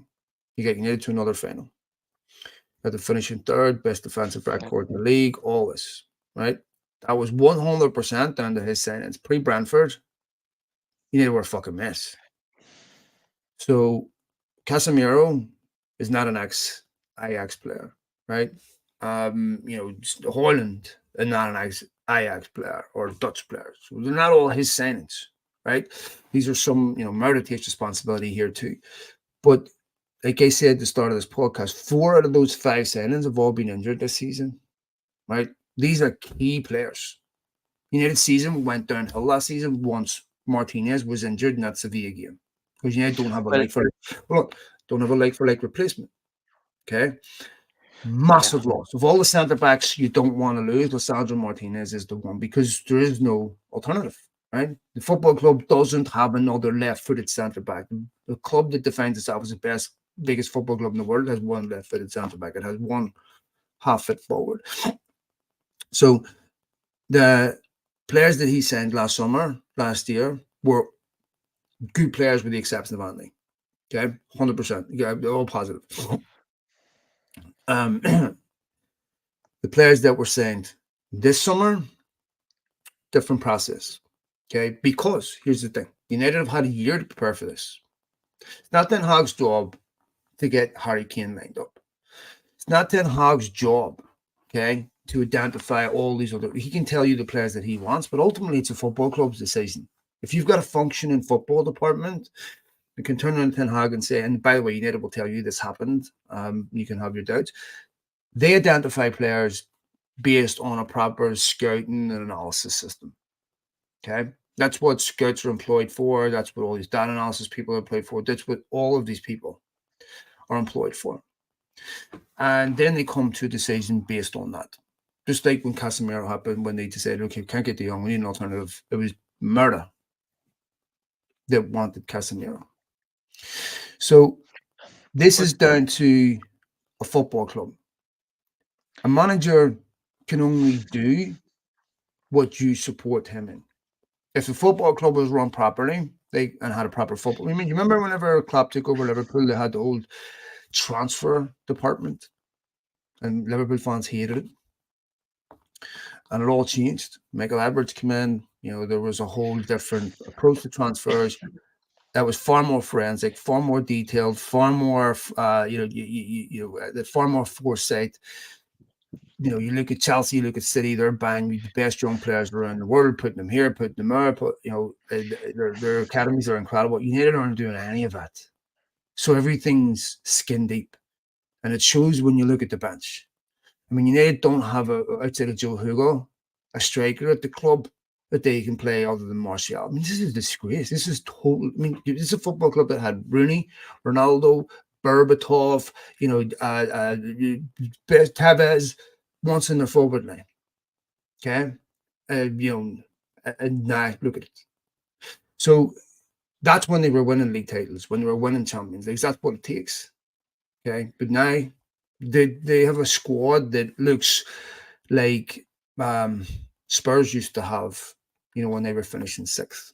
One or two really good players, the rest, Right? You've made a favorable argument for Ten Hag, but you can also make the argument that his only successful signing has been Martinez, and that's it. Nah, you can't, man. There's no way you could say that Casemiro wasn't a successful signing. Casemiro. Well, he doesn't look like it this season, does he? Well, hold on a minute. Nobody's looked like it this season, right? And I refuse to believe that this guy went from being one of the best midfielders in the world to a guy with no legs in 2 months. Martinez, brilliant player. Malacia was a really good left back, was keeping Luke Shaw out of the team for a while, remember? Okay? And arguably was one of the main reasons why Luke Shaw raised his levels, right? So, brilliant. Christian Eriksen undoubtedly was worth the free transfer. So, Anthony, we've established, but Weghorst, when he came in, was it, what's that? Onana, dreadful signing. Oh, no. Well, I can't say dreadful yet. Okay? Like I said, in the honest admission, what he did in the Champions League, undoubtedly catastrophe, right? But he hasn't been a disaster in the Premier League, we'll have to say, right? I mean, the stats prove that. So the thing is that, when, up in 2 weeks ago, United were 3 points behind City. 3. Okay? So up in January last season, they were 3 points behind City when they beat them at Old Trafford. And then, of course, what happened? Ten Hag needed a striker last January and a midfielder. What did he get? He got Sabitzer and Weghorst. United were the only club in January last summer that didn't spend, that qualified for Europe. Okay? Ten Hag did that. So, given what he's had so far, given what he's been given, and the fact that, you can definitely point to failures, but if you look at United's Champions League record since Ferguson left, it's fucking abysmal. It's atrocious. Well, this is the I mean, worst yet. that's what Mourinho said, football heritage. This is not This is an the worst accident. yet. Yeah, but the worst yet, but they've all been shit. I mean, they've never looked like even being competitive at this level.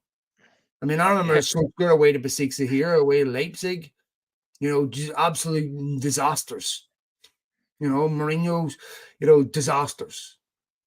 Struggling to beat, Ammonia and Nicosia at home. They Right? at least qualified for the Europa League in previous Champions League campaigns. They didn't this time. Europa They League weren't is good shit. enough. And First I'm of all, not. I'm not saying that it isn't. you should not Don't be misinterpret. qualifying for Europa League finishing third. You Yeah, shouldn't. but I'm just making the point. United finished rock bottom of this group. Rock bottom. Undoubtedly unacceptable. No question. I'm not going to try to defend it, and it still makes me angry, and they should not have. They threw pretty much every game away. And there's no question I have some legitimate concerns about, why they threw some of those games away. But if you looked at a lot of them, they were unbelievable individual errors. I mean, Onana dropping the ball in the net against Brún. I mean, they did everything to throw away the Copenhagen game at home. Onana saves a penalty. Yeah. There's so many individual errors.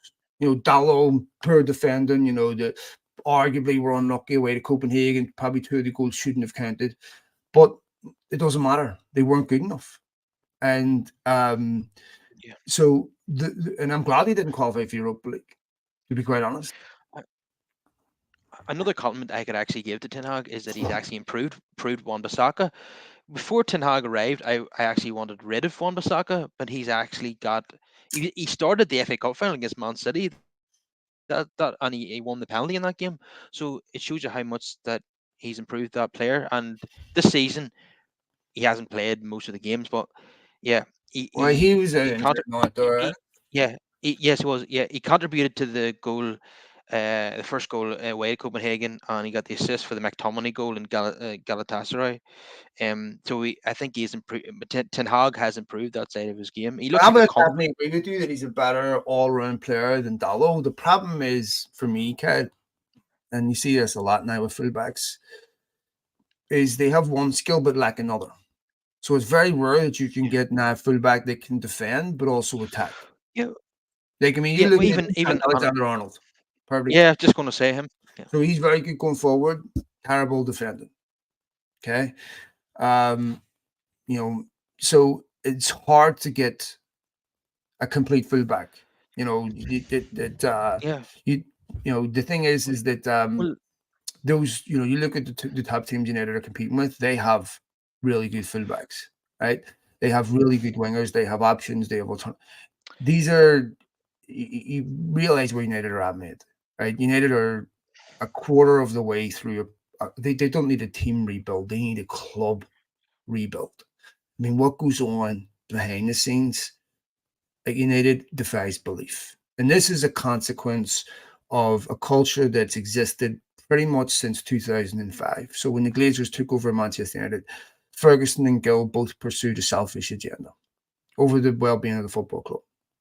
Okay, that has it had accelerated returns over the years, so it's compounded over and over and over again until you get to a point where all the people inside the football club are working towards their own self-interest. There are some really good people in there, but a lot of people in departments are doing things that are just truly unbelievable. They're leaking stories to the media because they've been agending against their own players, or this player, don't like this player, don't like this guy. And some of it is the truth. Stuff that they're doing is just unbelievable. And it's an environment, every organism adapts to its environment. So that environment is not conducive to growth. If you want to buy young players and you want to develop them, every single thing inside a football club has to be about developing, not just as players, but as people. So you have to have an environment where, all winners have to be comfortable with failure. What I mean by that is everyone that you see that's exceptional had to overcome failure, had to overcome defeat. They weren't deterred by defeat. They weren't deterred by failure. They just saw it as another lesson. Okay. There's a lot of people don't do things because they fear failing at them. Okay. Winners don't do that. They say, okay, the failure is part of the journey. Okay. So when you're in a football club where you're developing young players, there has to be a tolerance for that. But at United, that's not the case because they're expected to win every week. So it's really hard to develop young players in a critiqued environment that's not charitable about failure. Brighton can get away with this because if they lose, they aren't on every single media channel. Gabby Bonhor isn't spontaneously. It's just a totally different atmosphere. So they can make mistakes, they can develop, and this is why these clubs are better at developing young players than top teams because it's a very, very, very difficult. Add into the toxicity, add into everything else. It's really, really hard. So if you want to buy young players and develop them, you can't develop them in that environment. Yeah, but to come back to the right fullback issue, I think Wan-Bissaka will always have a purpose. I think what we need is an attacking fullback like a Frimpong who's much better than Dallo. That would be ideal. Then Oh, you you have were criticizing them for winning at Frimpong a while ago. yeah, because You know what I I think would be wasn't I perfect? wasn't I I think wasn't they would never criticizing him. mental. Just that he's not good defensively. He's more like a right wing back. But if you See have Livermental, mate. Wan-Bissaka, Yeah, they should have went for Livermental. yeah, but obviously it's too late. If if you have a Frimpong and Wan-Bissaka in your squad, then you've got both, Mm-hmm. situations covered. I just don't. I think Dallow's just pretty poor all round. His crossing is pretty aimless. I And agree. I don't even think it's good enough. yeah, there's. I was surprised that I thought bringing in characters like Casemiro, Varane, Ronaldo's left. Obviously, they're all winners. That this would improve the mentality of the United dressing room, but it hasn't. Yeah, but see, You know, Kyle, this is the thing, right? When you want people to lead you, you have to have a very clear directive on where you want them to lead you to. And then you have to support them in every way possible to get there. So if you listen to what Ronaldo was saying, he was saying the equipment inside here is still the same equipment that when I was here in 2009. I cannot believe, the standards at United, are so poor, the sports science. He criticized the internal structure of the football club. So you bring players like Casemiro, Varane, Ronaldo in that know what it takes to be successful, and then clearly see a football club that aren't willing to do those things, then you're not going to get players that believe you. They'll want to leave. See, this is the difference. What I'm talking about. There's a quid pro quo. So if you're a top player, one of two things happens. You just like Ten Hag demands. So when Ten Hag demands of players, you meet my standards or you leave. Top players also say to a club, you meet my standards or I leave. Okay. Every football club that doesn't win has had to deal with this. Harry Kane did it with Spurs. Every football club's had to deal with this. So top players aren't going to stay 4 or 5 years and sign new contracts and stink a place out. They're going to call so their agent and say, "Get me out of here." Just like Ronaldo did. Okay? I'm above this. do you They think can be it's this way, possible? but I'm not this way. Okay? Casemiro, Varane, but the players that aren't good enough, they can't go somewhere else, that this is who they are, Yeah. they will stay. Well, yeah, my concern is that the winners will keep departing and the Yeah, losers well, will of stay. course. Exactly what will happen until you get a football club. What we say about Arsenal. Arsenal lost Van Persie for this reason. That didn't start changing until Arsenal changed as a football club. Simple as that. So once you need to have a proper sporting department that runs that football club with very clear first principles that the only defining metric of whether yours are going to be a success here or not will be trophies. City sacked Mancini and Pellegrini both for winning the league, right? Because that wasn't acceptable to them. They wanted the Champions League. That would never happen at United. Never.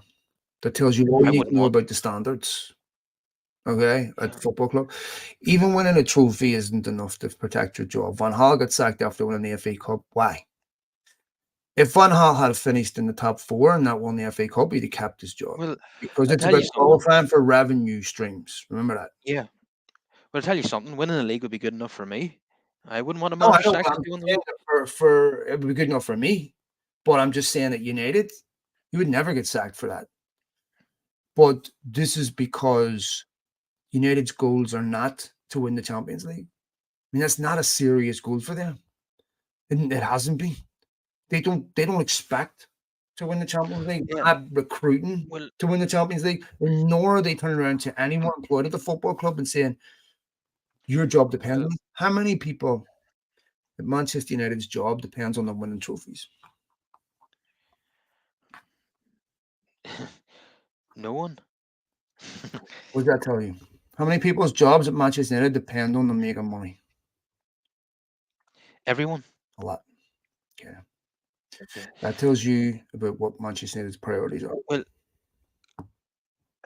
that brings me on to INEOS. Only a 25% stake to begin with. We're hoping they're going to change the culture of the club and make winning a priority. But Mm. is what I want though is them a pathway to like Of course. 51% ownership, 75% ownership. Is that going to happen in the next couple of years? Well, according to people involved, that's what they're claiming, is that there is a legitimate enshrined in writing contract pathway to ownership, which would need to be in writing and has some type of legal teeth, because trying to get alignment amongst all six Glazer siblings is not easy. So that seems to be the belief of INEOS. Obviously, in a perfect world, we want the Glazers going 100%. We all do. But it doesn't look like that's going to happen right away. It would be the first time in 20 years United have had owners, maybe longer, that are willing to put their own money in to the football club, that are willing to prioritize sport and success over all else. So that's a positive. And obviously, we all need to see how what this agreement works and how it gets implemented and all that. But yeah, it's something that badly needs to happen. But it looks like they are being serious about putting the right people in place to deliver on these, so that we actually have competent football people, sporting people that know what they're doing. That will sit down with someone like Ten Hag or any manager and say, look, we're going to give you every resource you need to be successful. If you fail, we'll fire you. Okay, fine, Hmm. it's a deal. But if you're going to turn around your manager and say, come on and work for my football club, we're going to impede you, we're going to do this, do this, do this, do this, do this, it's going to make it impossible, and then we're going to sack you. When was the last time Murda left over applying the wrong manager, or Richard Arnold, or anyone else outside the manager took responsibility for those football failures outside of the manager? Nobody. So, I think that you need other people at the club outside of Ten Hag, whose job depends on United being successful. Yeah, but every time new people come into a football club, they tend to bring in their own manager after a short period of time, if not immediately. I Mm. can't think of an example where a manager who was there under a previous regime stays for a sustained period of time. So Ten Hag is under a lot of pressure to get results here to keep his job in the next 6 months, I feel. Well, Otherwise, you're this always under replacement. pressure to get results. You're always under pressure. You need to get results, and that's a reality of top level sports. So if he knows that, no matter what, he knows we have to win games of football. Goes back to what I'm saying with Scott McTominay. Is the reason why Scott McTominay is playing is because he's helping him win games of football. That's what will protect his job. Not if Anthony plays well, not if they play stylish football and lose. It'll be, I'll give you an example. After this game against Liverpool on Sunday, how quickly did everyone forget that was such a shit game? Most people forgot quite quickly because it felt like a win. So if United had went there and played really well, last season they played quite decent for a significant part of the game, lost 7-0. What did it mean to Ten Hag afterwards? Zero, right? But no one was praising them for saying, well, you know what, they came here and they played well for 70, 60 minutes, but they just collapsed. So, there has to be a pragmatism about it. He was criticized the way to Galatasaray and stuff for not being pragmatic, sitting behind the ball, killing the game. Well, So, and so for me, I think, yeah, he needs I, I, w- results. I was happy to see him be pragmatic at Anfield because another huge criticism of mine and many people's was the away form against the top teams in the league. It's been absolutely atrocious since Ten Hag arrived. And I said before the game, the only way we were going to win this is by being pragmatic and playing a low block, and that's what he did. I didn't think that he would, but he did. It's been poor. But It's been poor. But remember, Guardiola didn't win away at the top six either last season, right? So it's been poor. There's no doubt about it. Not being good enough. But this is again an issue that precedes, Ten Hag. I mean, you remember United haven't won at Anfield under United's last three previous managers than Ten Hag. Ranić didn't win there, Solskjaer didn't win there, Mourinho didn't win there. So United going into away games against big teams and being shit is not a new thing. So this is about getting character in a team, getting belief that have, Mourinho was very pragmatic in those away games. I remember doing an interview with Andy Mitten back in 2016, the year before Mourinho was sacked. The season Mourinho was sacked that season, and remember him asking me about what was one of the things that I really wanted to see from United this season. I said I want to see them go in against big teams away from home and have the ability to have a go and not just be pragmatic and shut the game down. But as Mourinho said, finishing second with that team, given everything that was going on behind the scenes, was his greatest ever achievement. I get what he's saying. So the thing is that for United, it's a football club that loses confidence team really, really easy in games because they don't trust themselves. Solskjaer done the treble over Guardiola one season. yes, And so, but for the most part, United have been pretty dreadful away from home for a long, long time against top teams. oh, I mean, when was the last time they won at the Emirates? When was the last time they won at City? When this is not new. yeah, they did actually win at City under Mourinho when they were 2-0 down, as everyone might Well, remember. they won at They 3-2, but second half. But I'm just saying, like, I mean, UK need, like I said, Solskjaer won there too, but for the most part, they've been pretty dreadful. I mean, United have also finished above Liverpool 3 times in the last 6 years. well, So it was it's but they don't have the quality to control games, and when they're under pressure, well, raucous atmosphere, they're yeah. mentally weak. You pointed out yourself on a previous show that we did that Solskjaer had an amazing away record, but the caveat to that was a lot of those matches were in empty stadiums, and United have Well, struggled in full stadiums away from home. yeah, they were in empty stadiums, different team, and so I don't want to take any credit away from Solskjaer because everyone else was playing in empty stadiums too and didn't have that away record.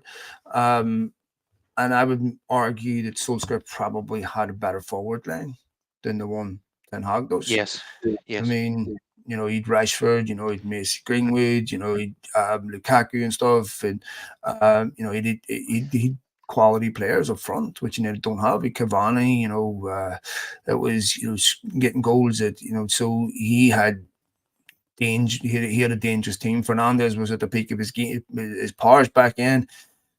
Was getting 15, 16 goals from midfield, and so they had a decent team, to be fair.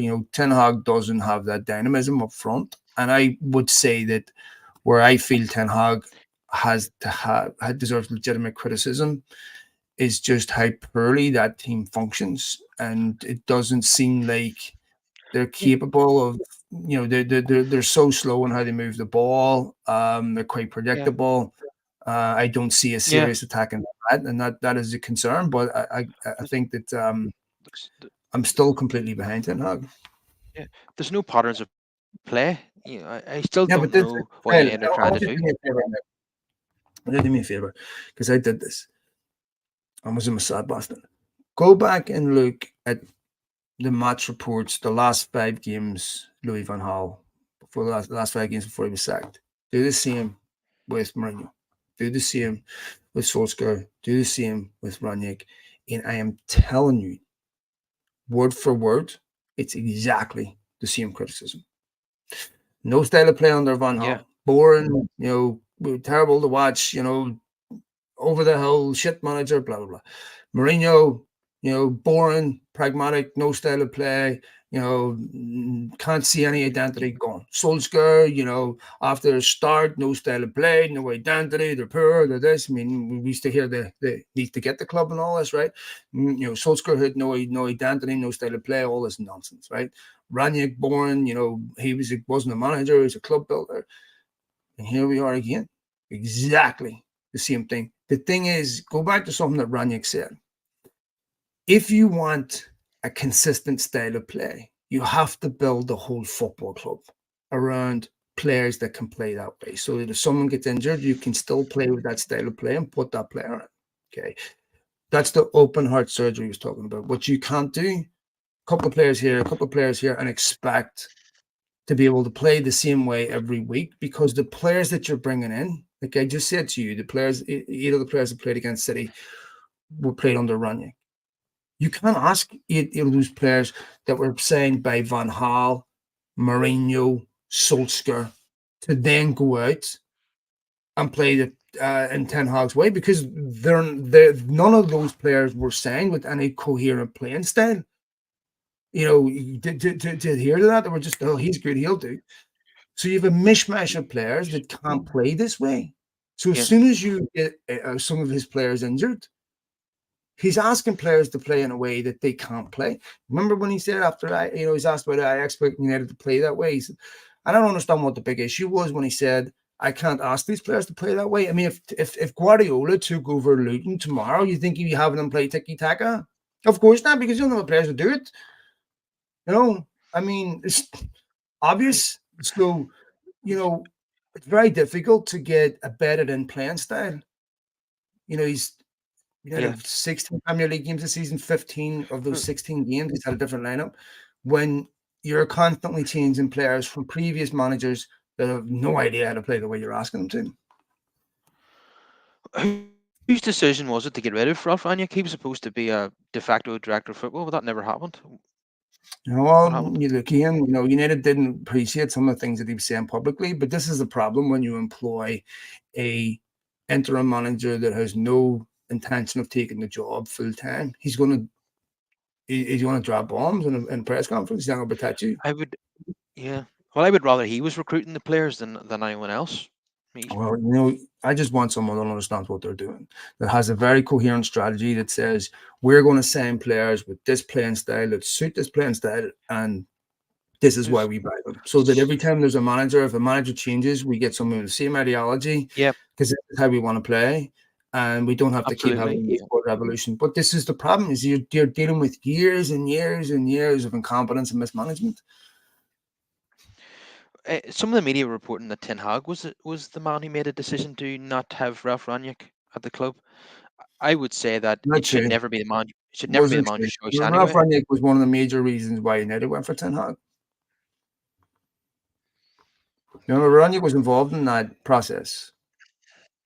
Well, it's such a shame that he wasn't able to carry out the open heart surgery. Well, United didn't want him. But Kyle, listen. United didn't want Ralph. There's a reason why John Murray doesn't do interviews. Okay? What exactly are United going to have Ralph Ranić do? Sign players? There's a reason why John Murray doesn't have that power. Like power lies with Joe Glazer.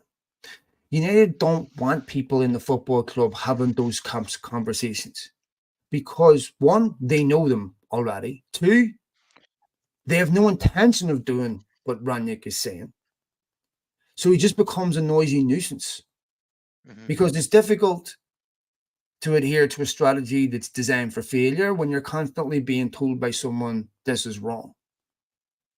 So anyone that had a football brain that told them this was kicked out. So what really is Ranić going to do? I mean, do United need somebody in there that's constantly telling them this is ridiculous? Of course not, because they know that what they're doing inside the football club is not going to bring trophies, right? Sustained success at the top. They don't really give a fuck. It's not their problem. They just want to qualify for revenue streams. So, there's some guys date women because they don't put pressure on them to be, they allow them to be a bum, if you like, The same thing with United. They don't want people inside putting pressure on them to be a successful football club. They're a business. Okay? So you either get with the program or you get out. And this is what I mean about a culture of self-enrichment, self-interest. There is no collective goal of being successful on the pitch. So eventually, in that environment, those that survive are the ones that are attracted to that type of environment, and the ones that don't are the ones that are repelled by it. Yeah, but someone like Ronnie would be successful under a proper structure, a proper ownership who are interested in winning Of football course. matches. He would be an ideal man to have there. In fact, in recent weeks, he's been linked with a return under INEOS, but who Yeah, knows? The press have been linking us with every possible director of football there is. of course. I think we both can agree that there has been failings by Ten Hag, but there's also been successes. I think where we differ is that I'd be happy to let him go, whereas you'd be happy to give him another chance. But I can totally Well, see. let me ask you: you let him go. Why specifically would you think that Ten Hag should be sacked?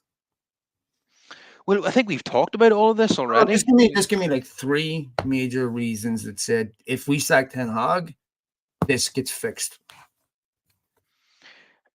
The results in this season have been appalling. Okay, Like, so the results this season. 12 So defeats. yeah, so no The question goal about it. difference is -3. So Bottom of the Champions League group, so out of the let League me Cup. let me say this: every single season since Ferguson left, where United got 70 or more plus points, you know where they finished the following season? Every time, same Seventh, place. seventh, Sixth. sixth, So where is Ten Hag right now in the league? seventh. 6th or 7th, right?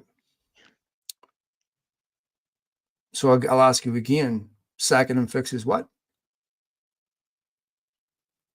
So we accepted that first premise almost certainly doesn't get fixed because that's happened after every other manager that's been Well, here. no, I think I've accepted for a long time that changing the manager under the Glazer ownership changes nothing. Okay, But so we we're, so are, we're, we're on the same page. So sacking Ten Hag is totally pointless. It's like putting another but, coat of paint on a car that has no engine. but there's new people coming in to take over the football Okay, department so the new apparently. people that are coming in that are going to bring a completely different structure so that a manager can survive are going to sack this one because he didn't survive under a structure that they've already identified as being not fit for purpose. Yeah, but new shareholders always do that. They always get rid No, of no, the. no, okay, but that's a vanity thing. I'm talking about based on, and this is the last thing United need. United don't need somebody that's going to come in and have their little plaything. They need someone that's going to come in and make decisions based on logic. Okay, give me a reason why Ten Hag should be sacked that you've identified that you can attribute specifically to him that we can fix with a new manager. Okay, if they can do that, sack him. I'm not attached to any manager. I don't really care who the manager is as long as United are playing well and they play exciting football. I don't particularly care. But what I'm telling you is every single problem that I've heard about Ten Hag, and I told you this, has been exactly the same criticism level that Van Gaal, Mourinho, Solskjaer, Ranić, all of them. So if you keep changing the light bulb and it not switching on, at some point you got to look deeper and say maybe it's not the light bulb. Maybe there's a deeper issue here. Maybe there's something else that we need to fix before we can fix this problem. And this is also the problem when United sack managers. It gets them off the hook. Okay, it doesn't demand that they change too, that they put a proper football structure in place. That it just gives the idea that they're making changes. So gets better for a little while, and then it goes back to the way it was, and they play this game forever. Instead of turning around and saying, "Hey, this is our 4th, 5th go at this," they keep feeling we have to now invest in proper infrastructure, proper football department, proper no, because people go second manager, for fuck's sake, have a brain here. At some point we got to stop this. At some point we got to turn Yes. around and say, you know what? What? The manager doesn't get sacked as a solution. Yeah, but Right? he can't keep Everything losing else football has to matches. change. Otherwise, this is pointless. Let me tell you something else, Kat. Top managers don't want to come to Manchester United. Right? Now, Louis van Gaal, decent manager at Holland, but on the way down as a manager, right? Mourinho, on the way down as a manager when he was hired. Where's Van Gaal now? Where's Mourinho now? Solskjaer, not a top manager. Where is he now? Ranić, not a top manager. Where is he now? Ten Hag, bit of a risk, right? Because you hadn't done it at top level. Top managers aren't coming to Manchester United yet. You're not sacking Ten Hag and getting Zizou in. Your alternative is someone like Graham Potter. So Because what top happens? managers go to top clubs that are serious, and everybody in football knows what United are. So no top So manager's taking that job. so if United continue to lose football matches, we just keep them. No, I'm not saying that, but I'm just telling you that without major systemic change, you're not making any material difference. You may make a little bit in the short term, but you're going to be And right back where you are it's right now in 12 to 18 months, guaranteed. and it's not just the defeats; it's the manner of the defeats that Hey, really Kyle, I've concern me as heard it well. all, mate. I heard it all. Listen, So what you saw, United have never. did you see it? Who lost 6-1 at home to Spurs? Yeah, Spurs are a good team. They lost. No, The no, fact that but not then. I'm they talking about on the Solskjaer yeah, lost but hold these on. games, Mourinho lost these Under games. under under All previous the, managers, we had under previous managers, did United get battered 4-0 at home to Bournemouth? well, they didn't. They lost 3-0, but yes, they get battered at home It a was lot. 4-0. It was The 3. goal that was disallowed was a joke. Yeah. It was a goal. But It was a legitimate goal. but United get battered at home a lot. I mean, I can rhyme off 15 results to you. United lost at home to Leeds when they were in League One, the FA Cup. I United mean, have never finished bottom of the Champions League group before. well, I mean, true, So they missed out being bottom by a point in the previous years. Right, so massive difference there. But United also didn't have the best defensive record in the league under any other manager, but they did under Ten Hag. United also weren't winning trophies for the last few years, but they did under Ten Hag. You can point to negatives. And as I said, he's got the highest win percentage of any Manchester United manager in history, despite working for a fucking football club that is a total disgrace. I mean, who the fuck do we think we are? Look at that squad. What are you thinking? Like, Ken, the Premier League is a well-funded league. Bournemouth have more money than AC Milan, right? Way more. So the quality in those other teams is really good. So once you get out of the difference between the top teams and the teams just on the fringes of the top four is 2 or 3 world-class players. Okay. Once you get into squads, you're talking about average Premier League players. That's who sits on your bench. So once you get 3 or 4 injuries or suspensions, they have an average Premier League squad. That's it. So, if you look at United's history, they've had 2 periods, 2 managers that have been successful in their 145-year history. Ferguson and Busby. The rest of it has been pretty much this. Manchester United are essentially a top 6 team. That's it. Anthony Martial wouldn't start for any other Premier League club, right? A significant number of those players aren't getting in any top half Premier League team if they're all fit. The squads are fit. This is why United can't sell. Who wants them? I mean, they can't sell a fucking player because nobody wants them. I mean, the players that they're selling, Alanga, young player potential, showing some glances, players like that. But anyone that's just, a seasoned pro, Fred, they got pennies for Fred. well, So, the thing is they can't sell because there's no perceived value of the players. they're going to struggle to sell Onana and Anthony as well, who Ten Hag brought in. That's not didn't Sancho either. Well, but hold on a minute. Onana, before we talk about Onana and all that, though, right? David De Gea, maybe you forgot why United went out against Sevilla. I didn't. West Ham this weekend, how did it go last season? So Onana, far from Oh, perfect. that's No. The reason why wait. you need a new goalkeeper is because the last one was a calamity waiting to happen. Has Onana been better? No, he hasn't. He hasn't been better at all. He's been worse. Well, you know what? He hasn't been. I've criticized him, but here's the thing about De Gea. You know, we're absolutely right to move De Gea on. Okay, Yeah, and yeah. again, United are not banned at the top of the market. Okay, they're not going to trying to get the best goalkeeper in the world. Liverpool, what they pay for Allison? Okay, United weren't paying these types of fees for goalkeepers. Okay, because they don't have the money. So when you're doing that, you're taking risks. Okay, so and there's some legitimate concerns about Onana. But again, this is what happens. You know, you look at Raya. Raya is fucking shit at Chelsea. You know, I see lots of mistakes in Ramsdale. See them everywhere, right? So there aren't a lot of true, genuine, world class goalkeepers knocking about. Okay, so very few, really.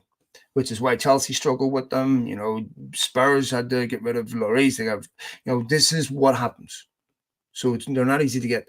So Well, when I look at these players, okay, the way United bought over the summer, how many of those players would have went to a world class club? You know what? United needed to beat Bayern Munich in the last game of the Champions League. Bayern Munich that came to Old Trafford with Harry Kane and Kim Min Jae. Guess who Harry Kane and Kim Min Jae were top targets for? Didn't get. There's a reason why Bayern are top, and there's a reason why United are bottom, and that's one of them. well, I'll tell you something. Vicario looks like a far better keeper than Onana, and he costs Yeah, but I heard bones. this about Ange Ball. And then he lost 3 games in a row. What, a few points ahead of United? What does he want? I'm not talking about No, Postecoglou. no, I'm but talking that's about how guy you getting judge. You better. don't judge a player over 10 games, 15 games. I mean, let's see. Like Well, actually, Spurs have recovered their form again. Let's keep up to date here. no, but listen, they still recovered their form. How far ahead of United are they in the league? We do see. I know the answer to the question, I'll tell you. They are 5 points ahead of Okay, and United United. still have to play them at Old Trafford. So despite that, Super Ange, okay, they're if United beat them at home, which is within their control, they're 2 points behind them. Super Ange is working with less resources than Ten Hag. No, fuck that. No. Mm-mm. Yeah. Okay. Ange Postecoglou has the team that he wants. Okay, these are his players that he sent, that he asked for. So let's see where he is at the end of the season. I like Postecoglou, right? But I will again remind you, okay, of Ten Hag's record, which, as I've said to you, first season Yeah. he finished That's above another. Klopp. First season he finished above Klopp. Finished You above Chelsea, finished above Spurs, all these teams. you you you asked me why Ten Hag should be sacked. The away record against the top 10 teams, atrocious, absolutely So you know atrocious. what? So again. Do you know what United? Guardiola didn't win against any of the top 6 away last season, right? That's one So season. no, but Ten Hag's only had a season and a half. I mean, you have to judge him on the same thing, right? I mean, so Okay, well, you want to um, you want to judge it on previous United managers. No, Solskjaer won so many games away from home against how top many teams. trophies did As Solskjaer Mourinho win? did the same. How many Solskjaer trophies did Ollie Hmm? win? How many trophies did Ollie win? 0. How many trophies after his first season did Mourinho win?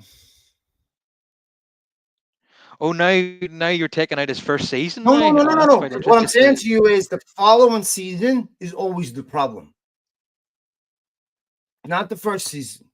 It's the following season. Okay, Solskjaer's And second that's nothing to season. do with the manager. No, So no, it's no, nothing no. to do with the Listen to manager. this. Solskjaer's second season. Okay, he was closer to the bottom 3 than the top 4 when he signed Bruno Fernandes. Okay? Mhm. After they signed Bruno Fernandes, they went on an unbelievable run. They qualified for Champions League. Okay? So Mhm. this is always the problem with United. Managers come in, they do okay at the start, they get underwhelming signings, they're let down, and then when the other teams course correct by bringing Well, in top player, then you get caught. the They also underwhelming signings. function behind the scenes at the football club. So Ange Postecoglou is not dealing with the shit that Ten Hag's dealing with. I can 100% assure you. No, but he is dealing with a CEO who doesn't want to spend any money. That is a constraint in itself. No, he So Spurs has spent money. yeah, but it's very very limited. You know, No, every they season. spent money. They've got plenty of very good players. Ten Hag spent 400 million. What have we got for it? Well, first of all, like I said to you, of the 400 million that he spent, we judge him on that first season, okay? And he hasn't spent 400 million, but the players that he sent, Martinez, 100% exceptional signing. Casemiro, 100% exceptional signing, right? Not right now. Eriksen, what's that? Casemiro this season has not been exceptional. I'm talking about his first season, okay? Without a shadow of a doubt, okay? Which, by the way, wasn't his first choice, right? But he had to make it, okay? So the fact that delayed that was part of the reason why they overpaid. Same reason with Anthony. Same reason with Haaland. He isn't the person to negotiate the transfer fees and how they're paid. And I'm not doing him, right? So the players that he's getting are not the players that he's asking for.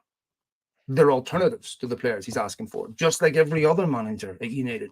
Just like when Solskjaer was asking for Bellingham and didn't get him, and he asked for Holland and he didn't get him, and they asked for Kieran Trippier, didn't get him, asked for Skriniar, didn't get him. He asked for all these top players they didn't get. They did give him Donny van de Beek that he didn't ask for. They did give him Cristiano Ronaldo they didn't ask for, right? And so this is how you end up spending money on shit. Because you buy the wrong players, because you can't get the top players, because the top players don't want to come there.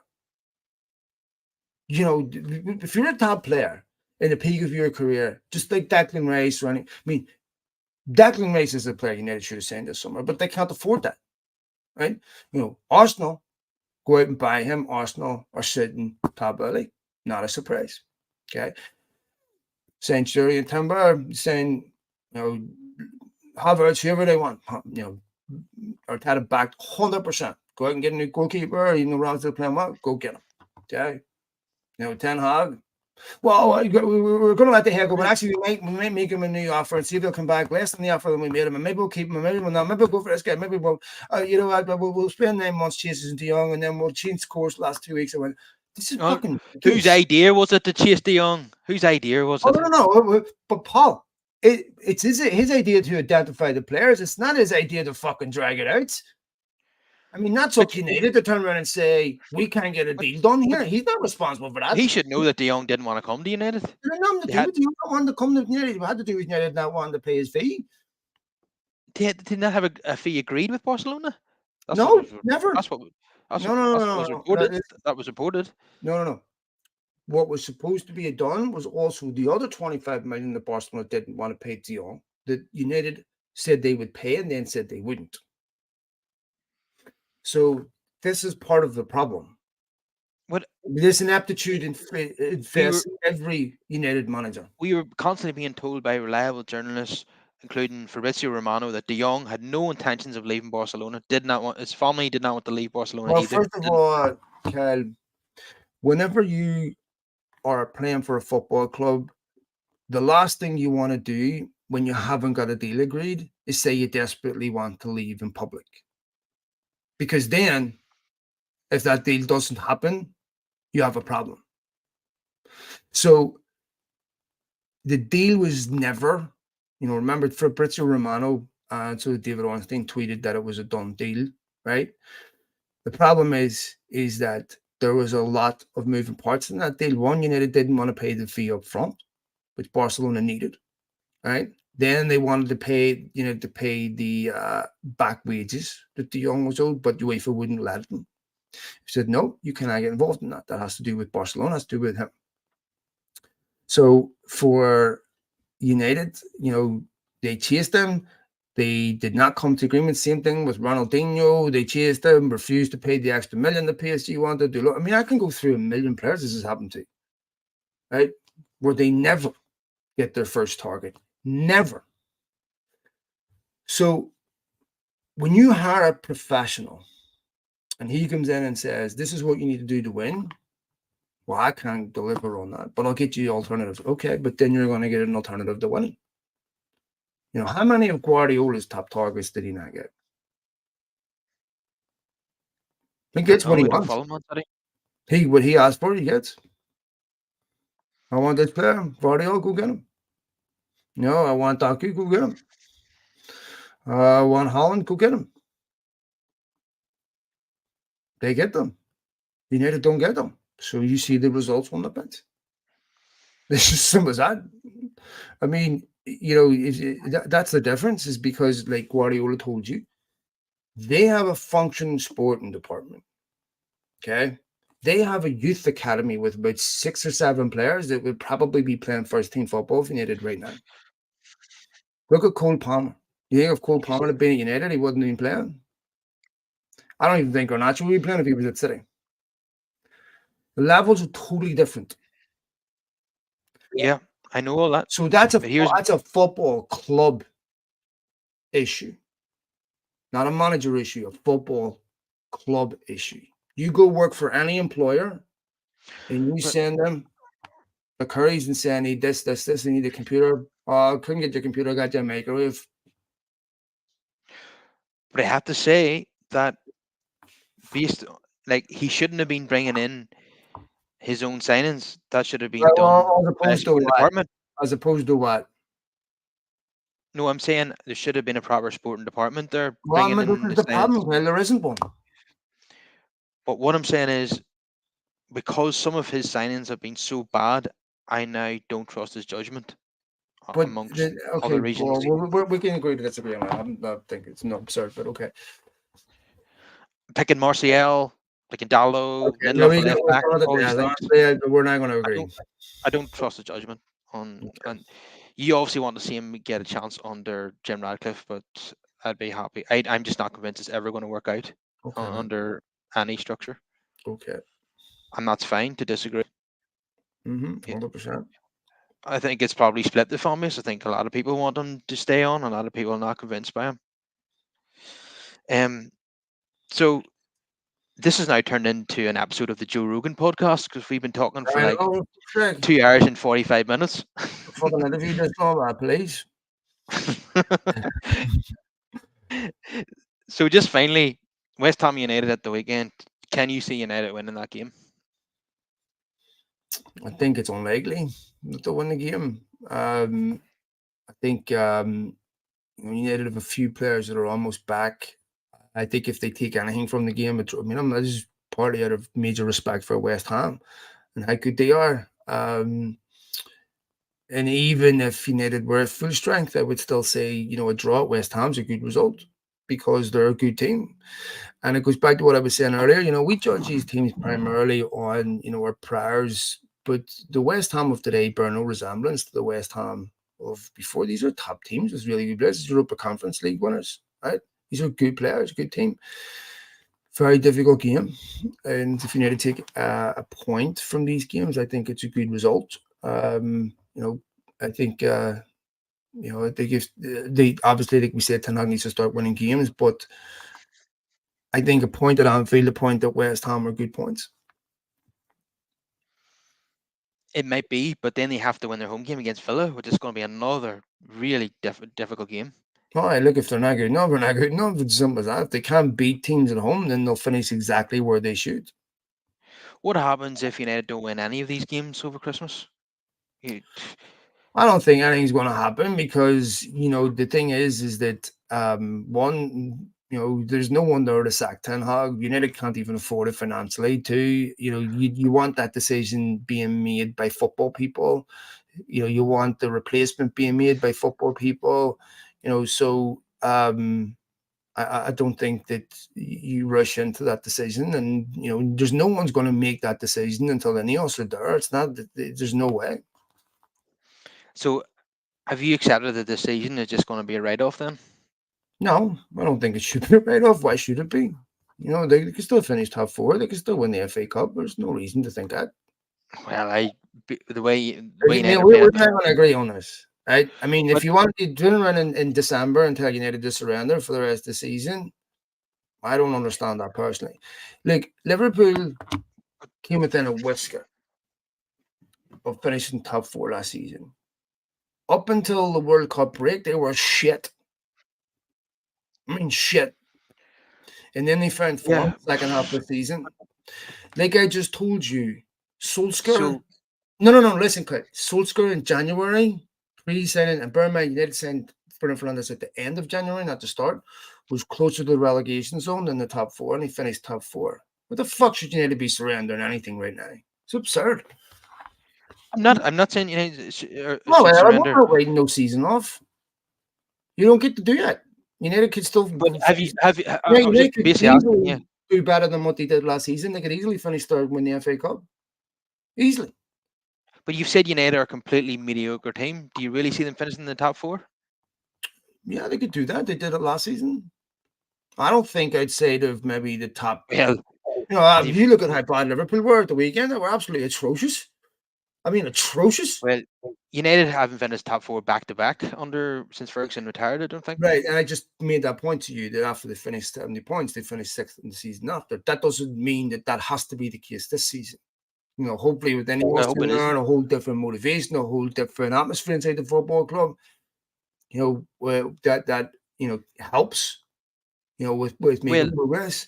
So hopefully with United, a new direction, a new level of professionalism, a new level of data analysis and critiquing things, and then that can help with the second half of the season. The only thing is, it's going to be the same players till the end of the season. Well, you're going to have players back from that are injured. You're going to have players back, players that are out of form that are clearly better than what they're showing. I mean, you can't. I mean, there's clearly improvement within the squad to be made. As we sit here right now, I can't see United finishing fourth and winning the FA Cup. I'd love to be wrong, but the evidence suggests otherwise. But you have to have hope as a football fan, I suppose, and hopefully I can be proved wrong, and United can end the season on a high. I tell you what, if we do finish fourth and win the FA Cup, then Ten Hag stays 100%. I mean, so we yeah. I mean, go ahead. I've been through it. I'm telling you that the idea that Ten Hag is the problem here is equivalent of, like I said, no, blaming the on a dead horse. I don't think he's. I don't even. He is not the biggest problem at the football club. Of course, he isn't. But I think he is a problem. Okay. There we go. I think we had the same argument over Solskjaer as well, if I remember correctly. Well, and I think looking back on Solskjaer's tenure, those that were laying into him, may end up having to eat a bit of humble pie. If Mourinho had his best ever managerial accomplishment, finishing second, and Solskjaer equalized that. Solskjaer finished second 4 years before Mikel Arteta did. And it took 5 years in Arteta's reign to finish second at Arsenal. Solskjaer did it in his second full season at United. So I think got to Europa League final, lost that on penalties. And some of his team played exciting football that really was towards the end that it fell apart. And so I think he done a really good job at United. I think there is an argument that post Ferguson, the Solskjaer era provided the most joy for United fans. Would you go along with that? They definitely played some really exciting attacking football for a period. I mean, I think based on the evidence we have now, if Ten Hag was the first manager to replace Ferguson, I'd be with you right now saying sack him. But knowing what we know now, and we've seen this so many times, I'm not saying he's the So, one. okay, I'm so your saying view is that we don't know how good Ten Hag is. That's what you're saying right. to me. The same with John Murray. Impossible to judge them because there's so many problems that they're making that they can't fix. So it's really difficult to evaluate someone in that environment and their ability to affect change when the change they're asking for is never actualized. So, you judge a manager, apples to apples, same resources, environment, everything else. And then you can say, okay, this is how you did, this is how you did. And you can judge somebody and you can identify why they failed. They failed because of this or because of this or because of this. And then you can fix it. But when you don't know why a manager failed, just like when Chelsea sacked Graham Potter, they don't know why Graham Potter failed. They failed because of the setup at the football club, exactly the same issue at United. Okay. When you give players way too much power, no consequence, this is what happens when you get 8-year contracts. Yeah, you know what? You're getting fucked out of the club. I want an 8-year deal. I'm just going to sit here. Now so this is the problem, give contract extensions to players that don't deserve it because it's cheaper to keep them. What does a manager do? I'm going to boot you out. Actually, you know what? The club just renewed my contract. Fuck you. Wasting your time. Yeah. Mourinho But went to Martial when? What did he should have been. Mourinho told everyone in America the reason why Martial wasn't sold is because he was Joe Glazer's favorite player. How can you run a football club like this, Kyle? It's simply impossible. Yeah, but so now you know why Mourinho was saying that finishing second was his greatest ever achievement. To actually get United to remain focused and get players to overlook all the bullshit that's going on behind them, is an accomplishment in itself.